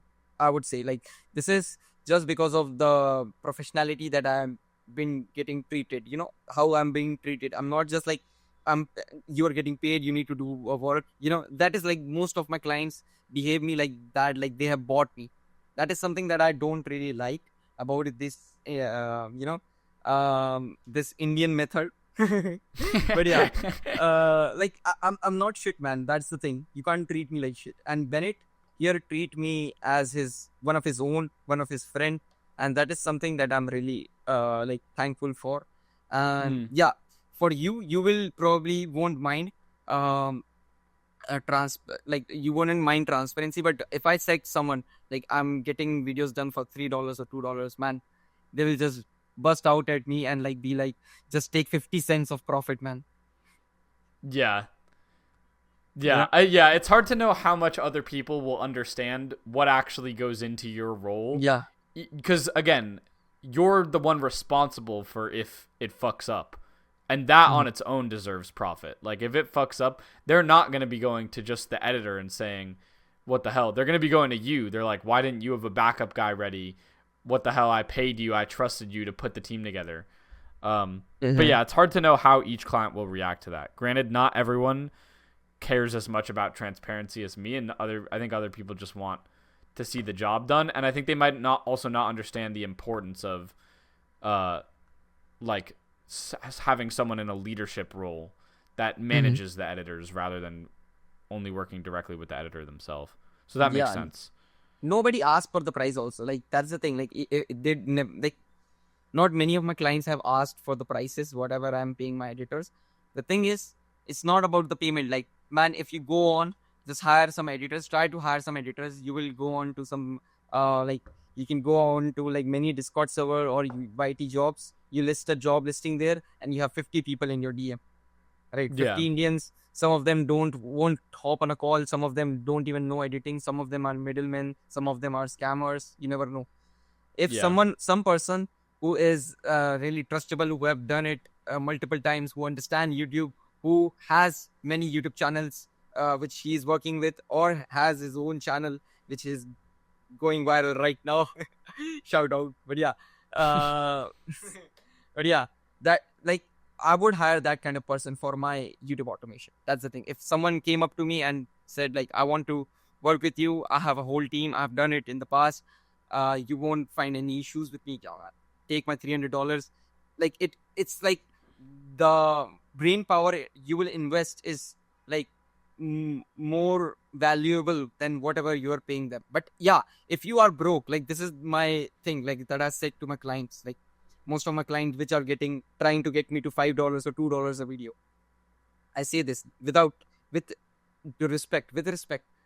If you are broke, don't hire someone to do your work. Do it yourself. Because when you have money, try to buy time. But when you have time, but money is really important for you, try to invest time and get money. That is where everybody starts. I started as an editor, giving up my time for money. Then I started an agency, and now I can leverage off of people, and that is the same process you should follow. Not try to hire someone for really cheap and get leverage, because that is like shit, because you will invest more time, right, while doing that, and you will have like more, you will need to invest more brain power than what you initially paid. And one more thing is, like, the person who is doing work for you will probably fuck up just because he's getting paid less, and he's like, this person is just paying me $2, man, why should I give him a revision? Yeah. Do People you know won't about the give you a leverage revision. pyramid? Yeah, can you explain? Like, I don't know in Yeah. in terms, but probably I know it. So let me share my screen Anyways. again. So this is from Naval Ravikant. I don't know if you know him, but he basically, I guess, pretty successful businessman in like the tech space, or entrepreneur, leverage pyramid. And so basically the Alright, I idea, know it. yeah, okay, perfect, yeah. The idea is that once you have money, there's a couple things that are really powerful actually, but what me and you, I guess, have been focused on a lot recently is labor as a form of leverage. So the idea of first, let me just start. The idea of leverage to begin with is that, yeah, you only have 24 hours in a day, and you need to get back higher returns on what you spend. And the only way to do that is to use one of these 4 forms of leverage. If you don't, there's no way to achieve scale, basically. And actually, this is my view on entrepreneurship, is people think entrepreneurship is about making money, and I don't think that's true. I think entrepreneurship is about achieving scale. And so you can run a nonprofit and make zero money, but it's better to have an entrepreneur running a nonprofit because they understand how to scale a nonprofit up compared to, I don't know, some just random person. You know what I mean? So entrepreneurship is not about money. It's about scale, in my opinion. And so I think achieving scale comes from these 4 forms of leverage. And the one that, the ones that I found myself on was at the top of the pyramid. And now what I think is so powerful of the ones at the top of the pyramid is that they're permissionless, right? So at the top of the pyramid, you have content and code. So if you can now put out videos for free on social media and reach infinite people at no marginal cost. That's leverage. That means you can get a way bigger lever on putting in the same amount of time compared to when you don't. So that's where I got my start, because again, doesn't require money, doesn't require permission from anyone to start. Another option is coding. Now, I can't really code, although it seems like with AI now, like anyone can start really coding. But still not something that I really put my time into. But this is another huge way. The thing that me and you right now are doing a lot right now is the bottom of the pyramid, or like the oldest form of leverage, which is labor or other people's work or other people's time. And this, I think, is actually the hardest because not only are you realistically going to need money to start, but you're also going to need permission and management skills, which, like, making sure other people are always doing the right thing, I feel like is so hard. It's really like a shitty thing, because you are being held responsible for what they are going to do, Their next step can ruin your life. That's the thing. Yeah, exactly. They can get a girlfriend, and now all of the time you spent training them, they're just like, nah, fuck that, I'm moving to the Bahamas. I'm going to marry this girl. Yeah, exactly. Like, I'm going on a honeymoon, I'm never doing that again. So yeah, it's like, that's dumb. And then, oh wait, I'm trying to switch the view back to the screen share real quick. There we go. And then you have capital, which is like investing. Now, I haven't been super involved in this form of leverage, because I actually believe that capital is like using your money to invest in things that will make more money. So like stocks, anything like that. Now, my opinion is when you decide to really use capital as a form of leverage, really can only happen when it only becomes worth it when you actually have a lot of money. Because 10% gains annually, which is like, let's say what the stock market returns, if you even have only 100, like let's say you have 50,000 in your bank account, you'd make $5,000 per year if the stock market returns. It's not enough money. 10% is a high. 10% Yeah, is high, actually. exactly. Yeah, it's really like 7%. Yeah. Yeah. So yeah, I think capital isn't really worth it until you really have a lot of money built up as a form of leverage. But collaboration, you can start with even with a couple $100 now. Like you can start hiring people to automate those easy tasks, the ones that are taking up your time that need to be done, but is really easy to do. And editing, like I think, posting. is one of the earliest ones. Yeah, posting, that's another good example. Yeah.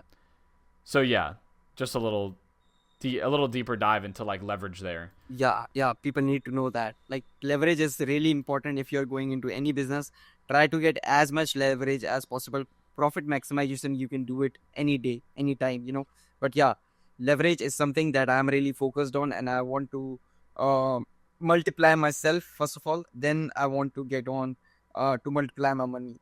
Once you have the capital sitting around, you can multiply it. Exactly. Yeah. One thing I was gonna say also is code was one of the forms of leverage, but actually, if you can't code yourself, you can use buy softwares, and that's what I did with repurpose.io. Right, instead of paying someone to post to my Instagram, my TikTok, and my Snapchat, I use code or a software, which is like $25 a month, to do all of that for me. And so now again, with no marginal cost to me, I'm putting out all that content everywhere else and raking in more money from it.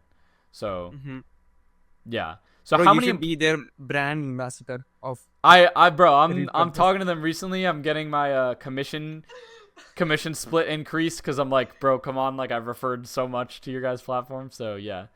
But yeah, that's one I can wholeheartedly like full endorsement, because it's like, I've literally made money. I've made 1.7K off of Snapchat, all because of the fact that this thing was posting to Snapchat for me. Like I would not have posted to it myself. Yeah. Because it would have just been so annoying. I'm out of my day. Yeah, I told that to one of my clients, few of my clients actually, to use repurpose.io.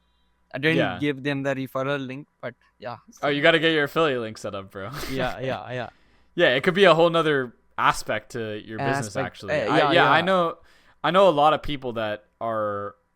Yeah, one of my favorite examples is this guy Jordan Brown, I think, and he dropped like a full like 10-hour drop shipping course, like start to finish, like already pretty successful, free, and he makes all his money through affiliate marketing. So he just dropped the course for free, super trusted in the space, really good at what he does, and then drops the course for free. Grabs everyone's emails for them to actually access it, and then every single step of the way he has affiliate links. So anyone starts a Shopify store, he makes indefinite recurring commission from that. Anyone uses any of the tools or software that he uses, he makes indefinite recurring commission. So like affiliate marketing can be a whole aspect to a business, and just getting commission off of like all the client. For example, you should have someone in your back pocket that, if there's something that your clients sometimes need and you can't provide, like let's say you're really good at shorts, but you're not really that good at longs, you should have a guy that is good at longs just in the back pocket ready. So when the person says, oh yeah, I need long form videos, but can you do that? And you're like, no, but I know someone who can, and I'm going to get 20% when I show him to you. Yeah. That's what I do with Purav actually. Like I like whatever the personal branding thing I get right now, I'll send it over to Purav because he opened his own agency on personal branding. But yeah, big shout out to that guy, my brother. But yeah. Because essentially you go from taking someone who you would have gotten nothing from, and now getting at least something from that. And actually, I think referring people, even if you don't get commission, if it benefits them, is still super worth it, because they're still going to attribute that goodwill to you and refer more people to you in the future. Oh, yeah. No, this guy was the one that showed me about repurpose.io, and now I can post it all the time. So, bro, you have to watch this guy's content. He gives out tips like this all the time. You see? And now I still get a virtuous cycle, even if I wasn't making affiliate commission from that. Yeah. So, again, as long as you think the person will have a positive review of whatever you refer them to, that's more important than any commission you make, really.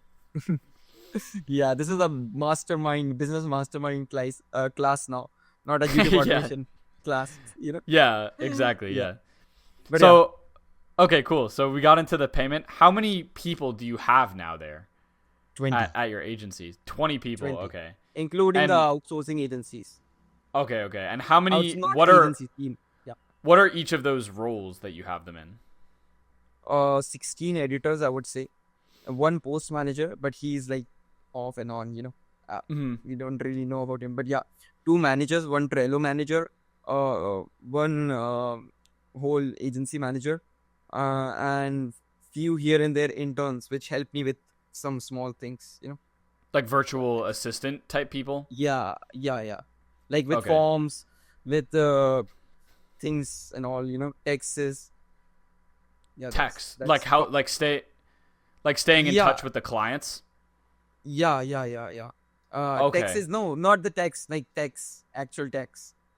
My gateways, managing my gateways, asking for payment, because I don't take payments in my own account just because I'm 17, man. I don't have an account. Oh, yeah. yeah. So I have like multiple gateways for me. So they need right. to remind them that I have this much money. You owe me this much. Yeah. So that was going to be my next question. It seems like also, especially recently, it's been blowing up. How are you staying organized with 20 people in your agency and then all the different clients you're serving? How do you, the front end and the back end, how do you know what everyone is, what everyone's responsibilities, and who they all are supposed to be doing? I can show it to you. Like, is it just a frantic day for you where you have to manage all the clients' messages and make sure all the editors are doing what they're supposed to? From for the front end, that is the thing. Like, I have it on Discord, and we can't do that much things in it. Like, we can add them on Monday.com or something like that. But the thing is, clients usually are not that much professional when it comes to like these kind of things. So on Discord, we send them the link and whatnot. But yeah, we are working on things. But yeah, let me just show which software I use, and if it has an affiliate. Yeah, you can share your screen. Yeah, just give me a minute.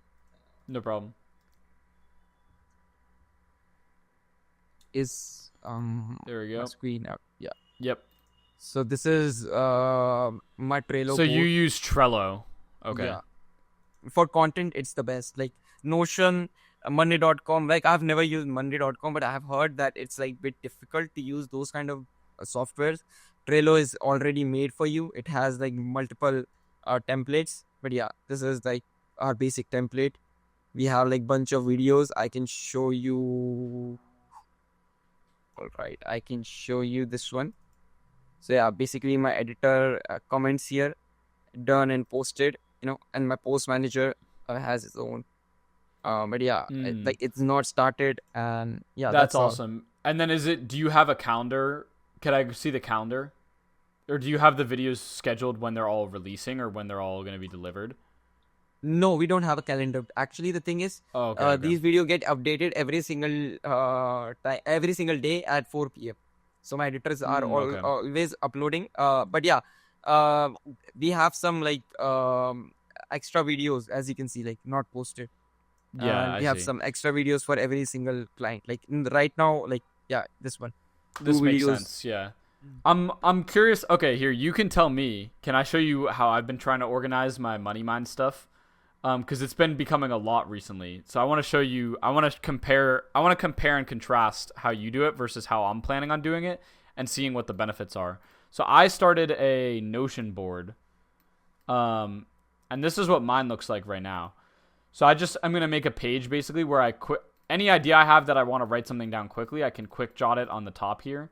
I have a to-do list for either channel, Unfiltered or Podcast.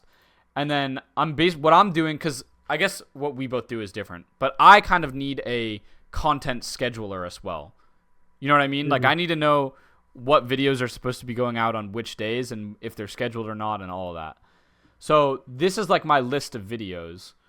And then I have a status, right? Whether it's not filmed yet, so it's just an idea I wrote down, filmed,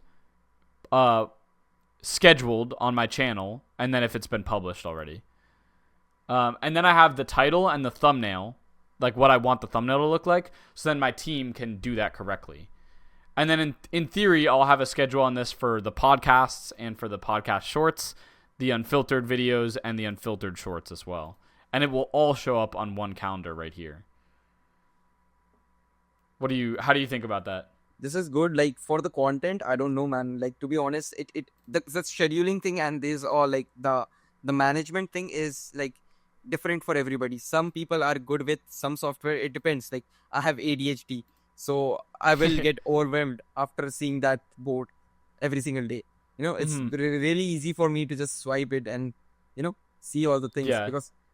And for my editors, it may be like it's easy for them also, just because of what kind of work we are doing. But yeah, it is like on your preference, you know.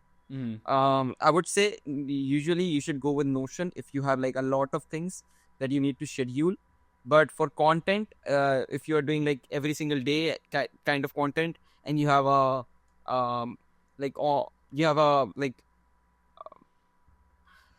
you have someone from a different country working for you, a remote job, I would say you should go with Trello. But for like actual shit that you want to keep in your mind also, and it is like really big thing that you're doing, because my things are like it's like a same process for every single client, but you need to do every changes, like you need thumbnails, you need videos and different things, and you can in Notion you can directly upload everything in Monday. I think in Trello also that's the thing is there. But yeah, I would suggest you to go with Notion for your work just because you are a creator. But if someone is like just like everyday posting on 1 or 2 channels, just go with Trello, man. Like, I see. It's good. And then also there's one that I saw recently, like frame.io. I think, have you been using that one? How does that one content work? So the thing is, you just post content there. I've never used it that much. I've just used it for revisions. So you just post content there. Your editor posts content there. You get the video, and then you can add remarks at the specific timestamp. Right. So instead of sending them a text on Discord and being like at 0:34, add the thing, you can just add a comment when and you're it's at that already point, added. At that it's already spot in the timeline. It already adds a timestamp there with the comment. Got you. Okay, long cool. form, it's good. For long form, it's good. So how do you deal with... So you're in my private Discord, right? There's actually, it seems like a couple other people in there who are doing a pretty similar thing as you. I know there's one guy who has like... You should take notes from that guy's website, who has like the YouTube automation. Basically, he's doing just editing for YouTube automation people, basically, just supplying that need. But how do you deal with competition? Because I guess with the... I wasn't expecting that from the beginning, but with the fish, there was no way to deal with that sort of competition. But in this, it seems like a much more fair market where people aren't going to be having anti-competitive jumping practices. onto you. Jumping you for undercutting them. How do you view competition, and like how do you stand out? Thing is, competition is like something for me is that I'm really like new into this shit, I'm one of the I won't say I'm one of the first agencies, but I'm really one of the first agencies into this shit when YouTube automation is actually blowing up right now. So the thing is, I'm really new, so I have a higher leverage. I have good testimonials from Bennett. Man, it says I have my competition is in Bennett server. I have his testimonial. Why won't people go with me? Yeah. And the third thing, the most important thing is prices. I would say like multiple things, but it's in the same category for me. Yeah. So are you able to win on price compared to a lot of your competitors? Man, if I want, I can close like 100 clients every single month. Right? And I'm not exaggerating. I can definitely close 100 clients with a good price, even like a price which nobody can offer here in YouTube automation, because like I don't know, man, how I can do it, but I got Zach the film edits for $80, man, $80 to $100. That's not possible. Like I have seen people make it for $50, but I'm saying like actually long term thing, for $100 or something like that. 100%. But yeah. So I can go on to prices, quality. I know. Oh, sorry, I got Hindi between. But yeah. It's really funny, man. It's really funny. But yeah, I can go on to prices, quality, and testimonials. Gets good testimonial by making lesser profit with the big creator, and then get the testimonial and try to make more profit off of everybody else. Yeah, I fully agree with that. I think, again, the really important, bro, you're 17. It's crazy. Like, the really important thing is that you just build up like really good ass testimonials from people, and that when I talked to Nathan Johnson, sorry, and he was on like podcast 4 that'll be uploaded in like a week, and yeah, he runs a huge agency basically. Yeah, I've seen his clipping videos. Yeah, like, and so he has like a coaching program, and he's like, yeah, there's a lot of people who are willing to pay, but I don't take people on unless like I can see that this is someone who I'd actually be able to get good results for. Because he's like, if I take on a person, let's say I get the money and then get bad results for them, it's just gonna like reinforce a bad cycle, right? Like, because then he can't use that testimonial. Then that person will tell his friends not to do it. So even if the person at that point is like, no, I want to do this, like I have the money to pay, I want to go forward with it. But let's say Nathan looks at him and he's like, this guy doesn't have the skill or mental fortitude or whatever to really make this work. I should do that. I'm still not going to take this guy on, even though he seems willing. It's really not even just like if the person thinks it's worth it when they buy. It's, will this person think it's worth it 12 months from now after they buy? That this is something that I'm not done in my agency. I can take anybody. I don't guarantee any results. So have you thought about working with results-based pricing? Yeah, I have. But with YouTube, that is like I can give a result-based thing on personal branding 100%, because I know exactly you can't go wrong with personal branding. But with YouTube, it involves YouTube itself. Like, if your channel is good, 0 view glitches, and your channel, because me and Bennett created a Zach D-Film video. It has a retention of 90 to 100%. 99% or something like that. Yeah. Like, and it has a swipe through rate of 87%, man, or something like that. That is the highest swipe through rate I've ever seen. Like, I've seen 90% on my client's channel, but on my personal channel, man, I was so hyped, and it got 16,000 views. Yeah, that's the thing with algorithms. They can definitely, yeah. And I think people want the service. I think there's a good market for being in the service of, I'm going to get you good quality, but I want to be paid no matter what happens. And so you're essentially insurance, and someone like me is the bigger risk taker, saying like, no, I'll pay you up front, but I want to capture the upside when we make the ship blow up. So yeah. Yeah, but it's like, that's what you are getting paid for. If I started giving out like YouTube automation, I will guarantee you results. Why won't I make my own channel? Exactly. So dumb. Like, exactly.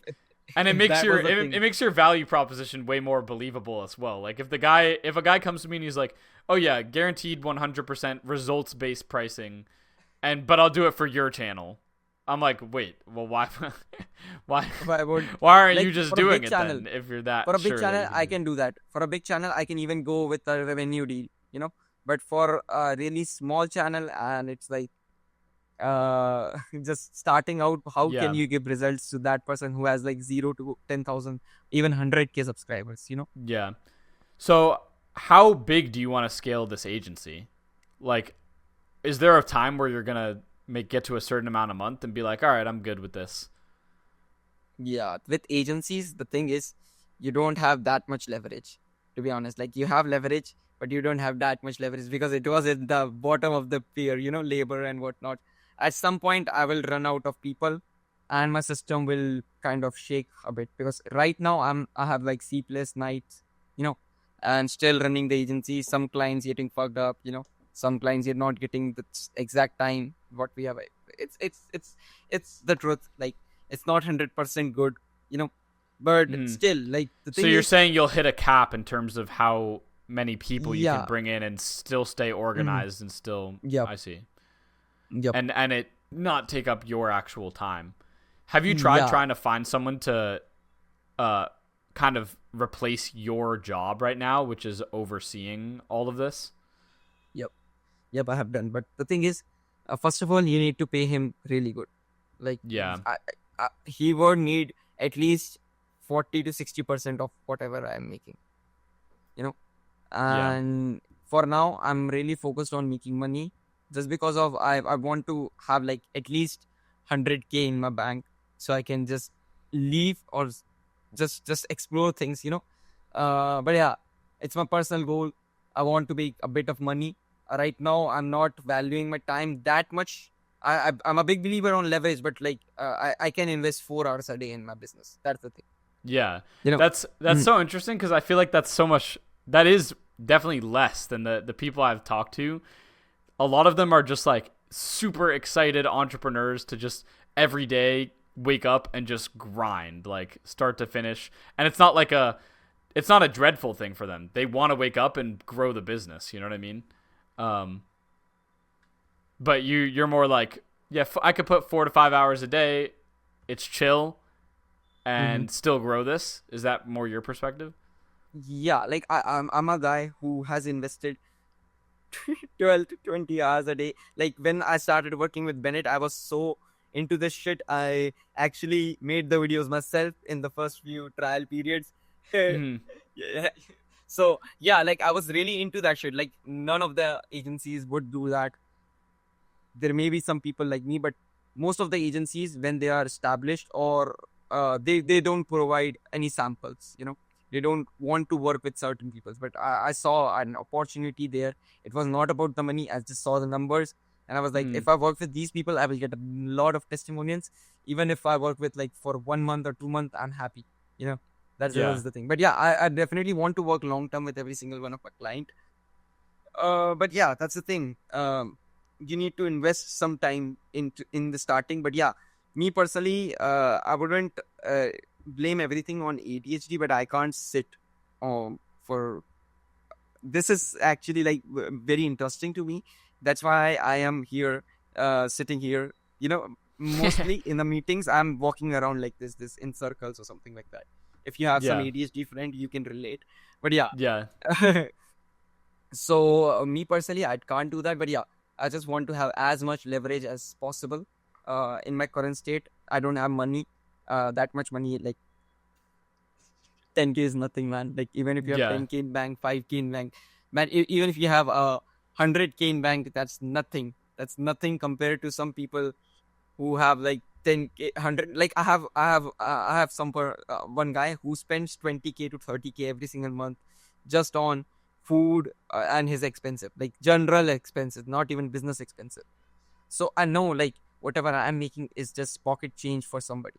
You know, I want to get on that level, but I really don't have. I really don't have any idea what's the next step for me. What's I'm going to do, but I definitely know I can do that. Like it has been done for me by God or someone. I don't know, right? I'm a believer, but yeah, still I feel like there is something, or I have been chosen for this, and I will get past it. You know, I will definitely make $1 million. No worries. That's the thing. Yeah, I mean, bro, at 17 already where you're at is so fire. And yeah, this is like I fully agree with you. This is certainly just the start of the journey for you. And yeah, I don't even fully know either where I'm gonna go. Like, dude, the landscape online is changing so rapidly. Like the music deal, for example, is now a huge source of revenue for me that 5 months ago I didn't even know existed. Like we're gonna have AI, VR. Like there's gonna be so many ways to make money. Come GTA 6, bro. There's gonna be millionaires are gonna be made off of GTA. Bro, we 6. should invest on that. Yeah, facts.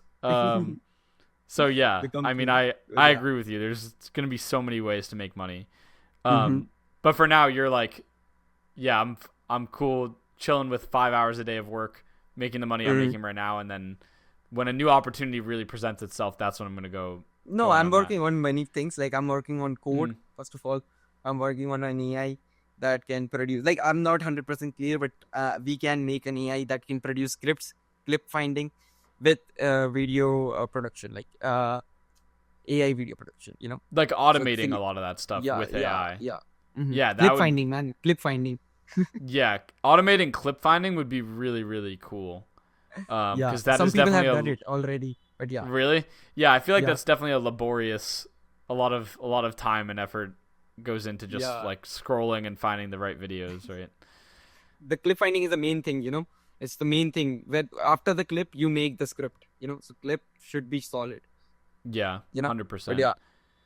So Mm, this is like a lot of the hard numerical aspects to business, but what is most enjoyable about for you doing this stuff?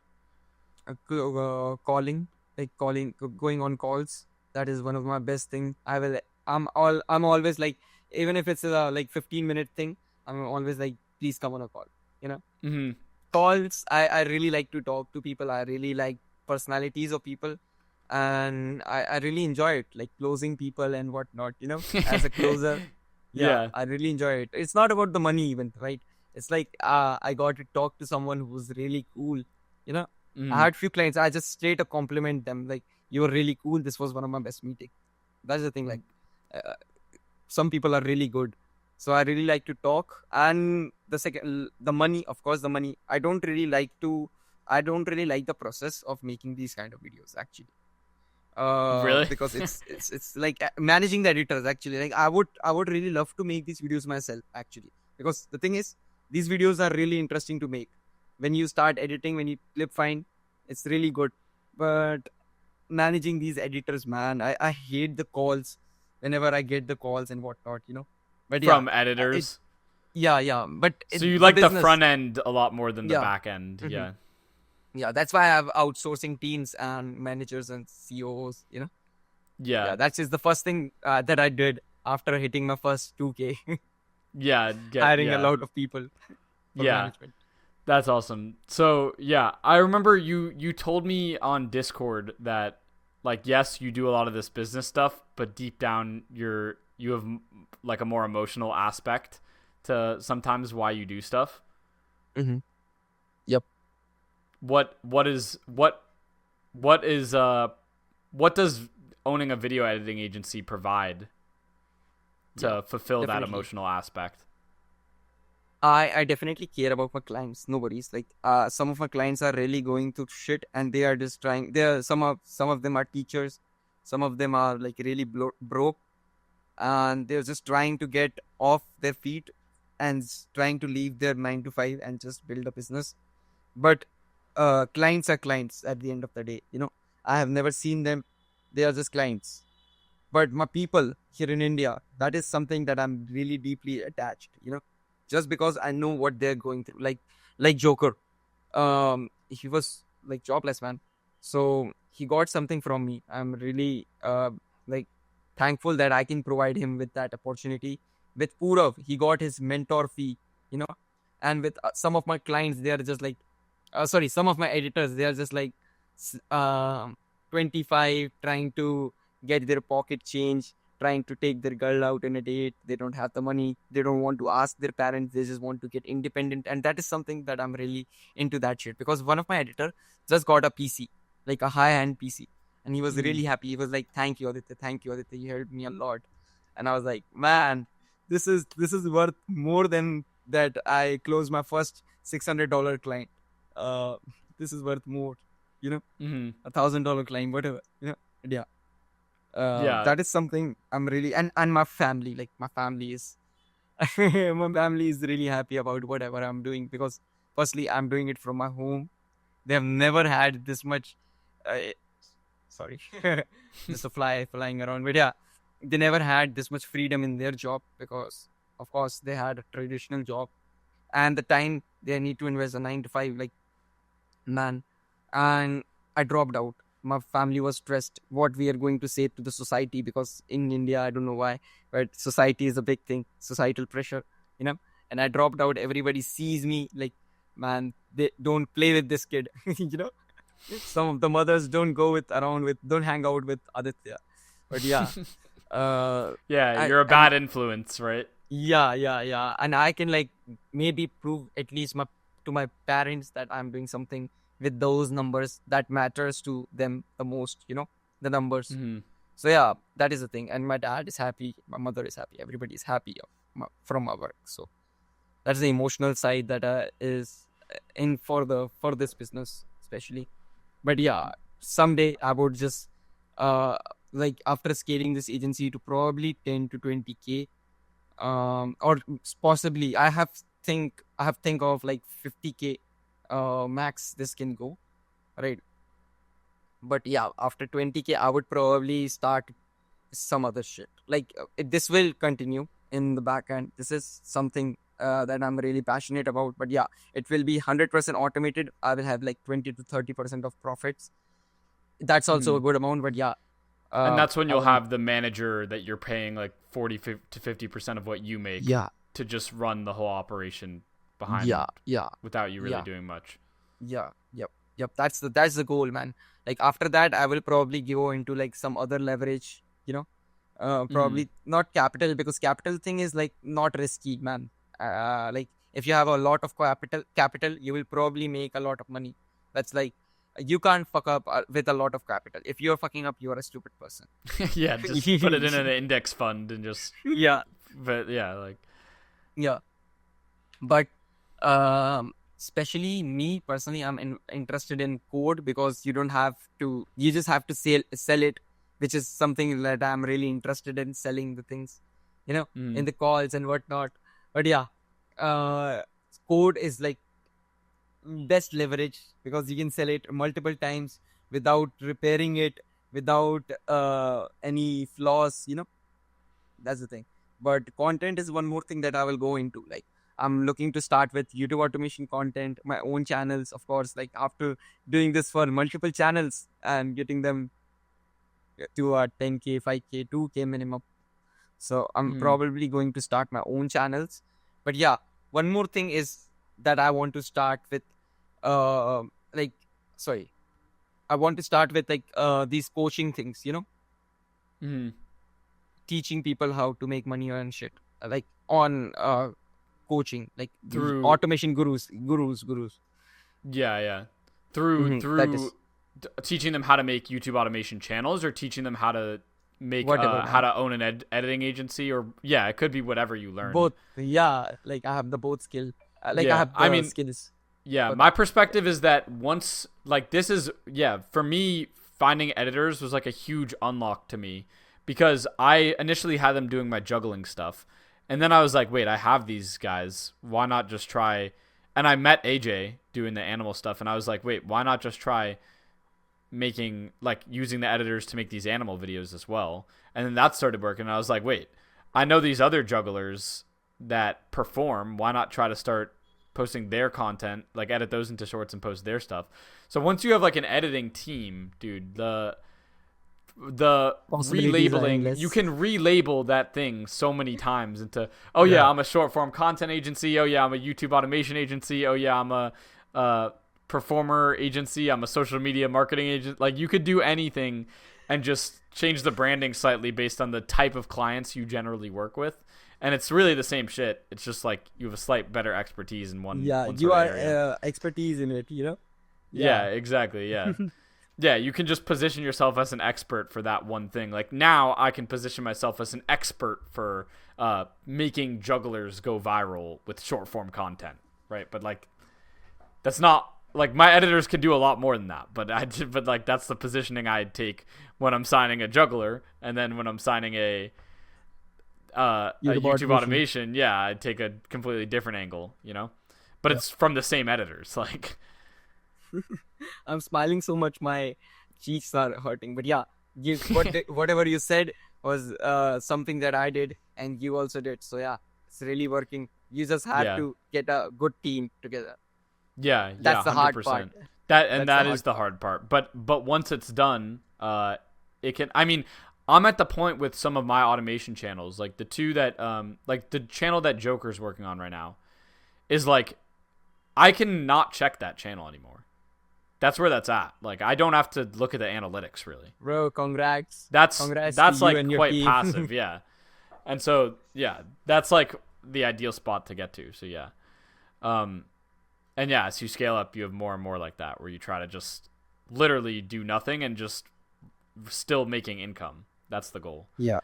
But yeah, dude, that is fucking awesome. I had one more thing I was thinking of was because I remember we were talking a little bit about personal branding and how you said like, oh, people are just going to call me Indian and roast me or whatever.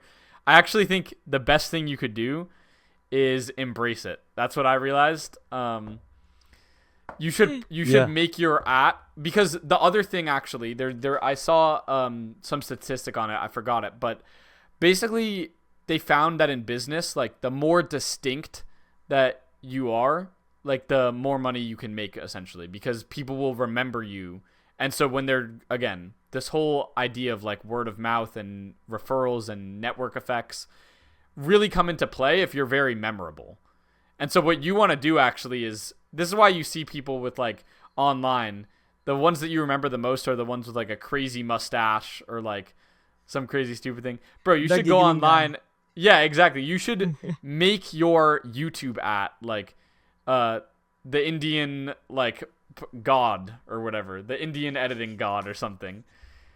And just But then I will get like Indian people following me.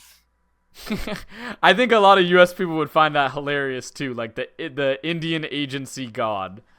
And then just like you're giving, because you're going to be giving advice and you're going to be speaking in a way that people from America will understand. You know what I mean? Mm-hmm. Like they're not going to not, like everyone in my Discord, they understood you. They were listening to what you were saying. Like it's not like they discounted what you said because you were Indian. But I feel like if you can embrace that, they're going to be like, bro, do you watch the Indian god or again, whatever name you want to be, the Indian automator or whatever you want to do. Like Indian automator. Wow. Yeah. I like that a lot. Yeah. Probably have that in my channel, Indian Automator. Yeah. Hey guys, welcome to Indian Automator. Yeah, exactly. It would be like a whole play on like, I don't know if you remember, there's this whole meme in America where like anytime you look up a tutorial on how to like do something, there's always an Indian guy who is explaining it. Yeah. Yeah, it's like I look up, no, but it'll also be for like any PC fix. Like I look up like how to change my audio on Windows, and it's like always an Indian dude explaining it. Yeah. So it would be like that, except instead of it being like Microsoft tutorials, it's like actual good editing knowledge from years of experience. I think people would trust it. People would even trust it more if it's from someone who's Indian, because they're like, oh yeah, I believe this guy owns an editing agency. You know what I mean? Yeah. Versus if it's an American, it's like, yeah, no way he owns a huge editing agency. Like, it's really hard to open an agency, editing agency, especially in US, because you have to compete with prices. Yeah, exactly. So people know that a lot of editing is happening from India right now. So I think that would be a hilarious angle. Like your name is like the unfiltered guy, you know? Yeah. the transparent guy. Yeah, I wanted to I wish I found an app that I could do this. I'm cool with MoneyMind right now, but I wanted to try to change my name to like anti-guru or like something like that. I think that would have fit so perfectly with my brand, but it was like taken, so I didn't do it. MoneyMind is good, man. To be honest. Yeah, MoneyMind just rolls off the tongue. Yeah. Yeah, so I like it. So yeah, that's sick. And then I guess we're getting towards the end here. Do you want to say, like, before we hop off, like, kind of what your results with your clients have been recently and where people can find you and what, if they want editing, like, what you can provide for them? Yeah. So for my results, for my clients, I have, many of my clients have, hands off their channel. They're just working on their other business, whatever they are doing. I'm posting for them, I'm editing for them, I'm creating the scripts, I'm doing the ideation, everything done for you in cheaper prices and reliable people. And you can find me at Ad Production on Discord or Aditya16 on Instagram. So yeah, those are the two. I'll leave the links to that in the description if you need editing. Thank you, from man. Ad. Yeah. So yeah, anyone listening, one of my channels, Loving Creatures, if you watch my content, you probably know that one. That's managed by one of the editors Ad gave me. Oh yeah, and my podcast channel. The guy Somdev, who was part of your team, did a bunch of the shorts. And yeah, since he edited like a batch of like 50 shorts, I think as he started editing them, he started to like understand me and my personal life a little bit better. And by the later ones, I was like, wait, he's able to add in these like inside jokes and like memes on the screen kind of that like related to my life. I'm like, how did bro know how to do that? So both of those were definitely super solid. And I'm thankful for that. And so yeah, anyone listening, just know like I've worked with Ad before, and he's gotten me good people and gotten me good results with it. So I'm definitely very happy with what Ad's done. And if you're looking for an editor, Ad is definitely a trusted person in the space that I would recommend personally. So yeah, the links to message him will be in the description. But you got to make a website to showcase all your results you've gotten for people and everything. I've been working on it for like past 1 year, man. For the past year, you've been working on the website.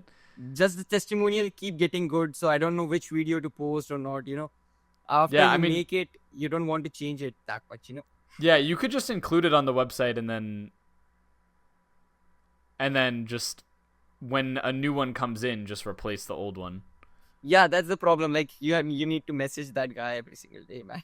Yeah. Because we keep creating better content every single day. That's the problem. Yeah. You're iterating so fast. Yeah. Okay, well, cool. Ad, thank you so much for hopping on the pod.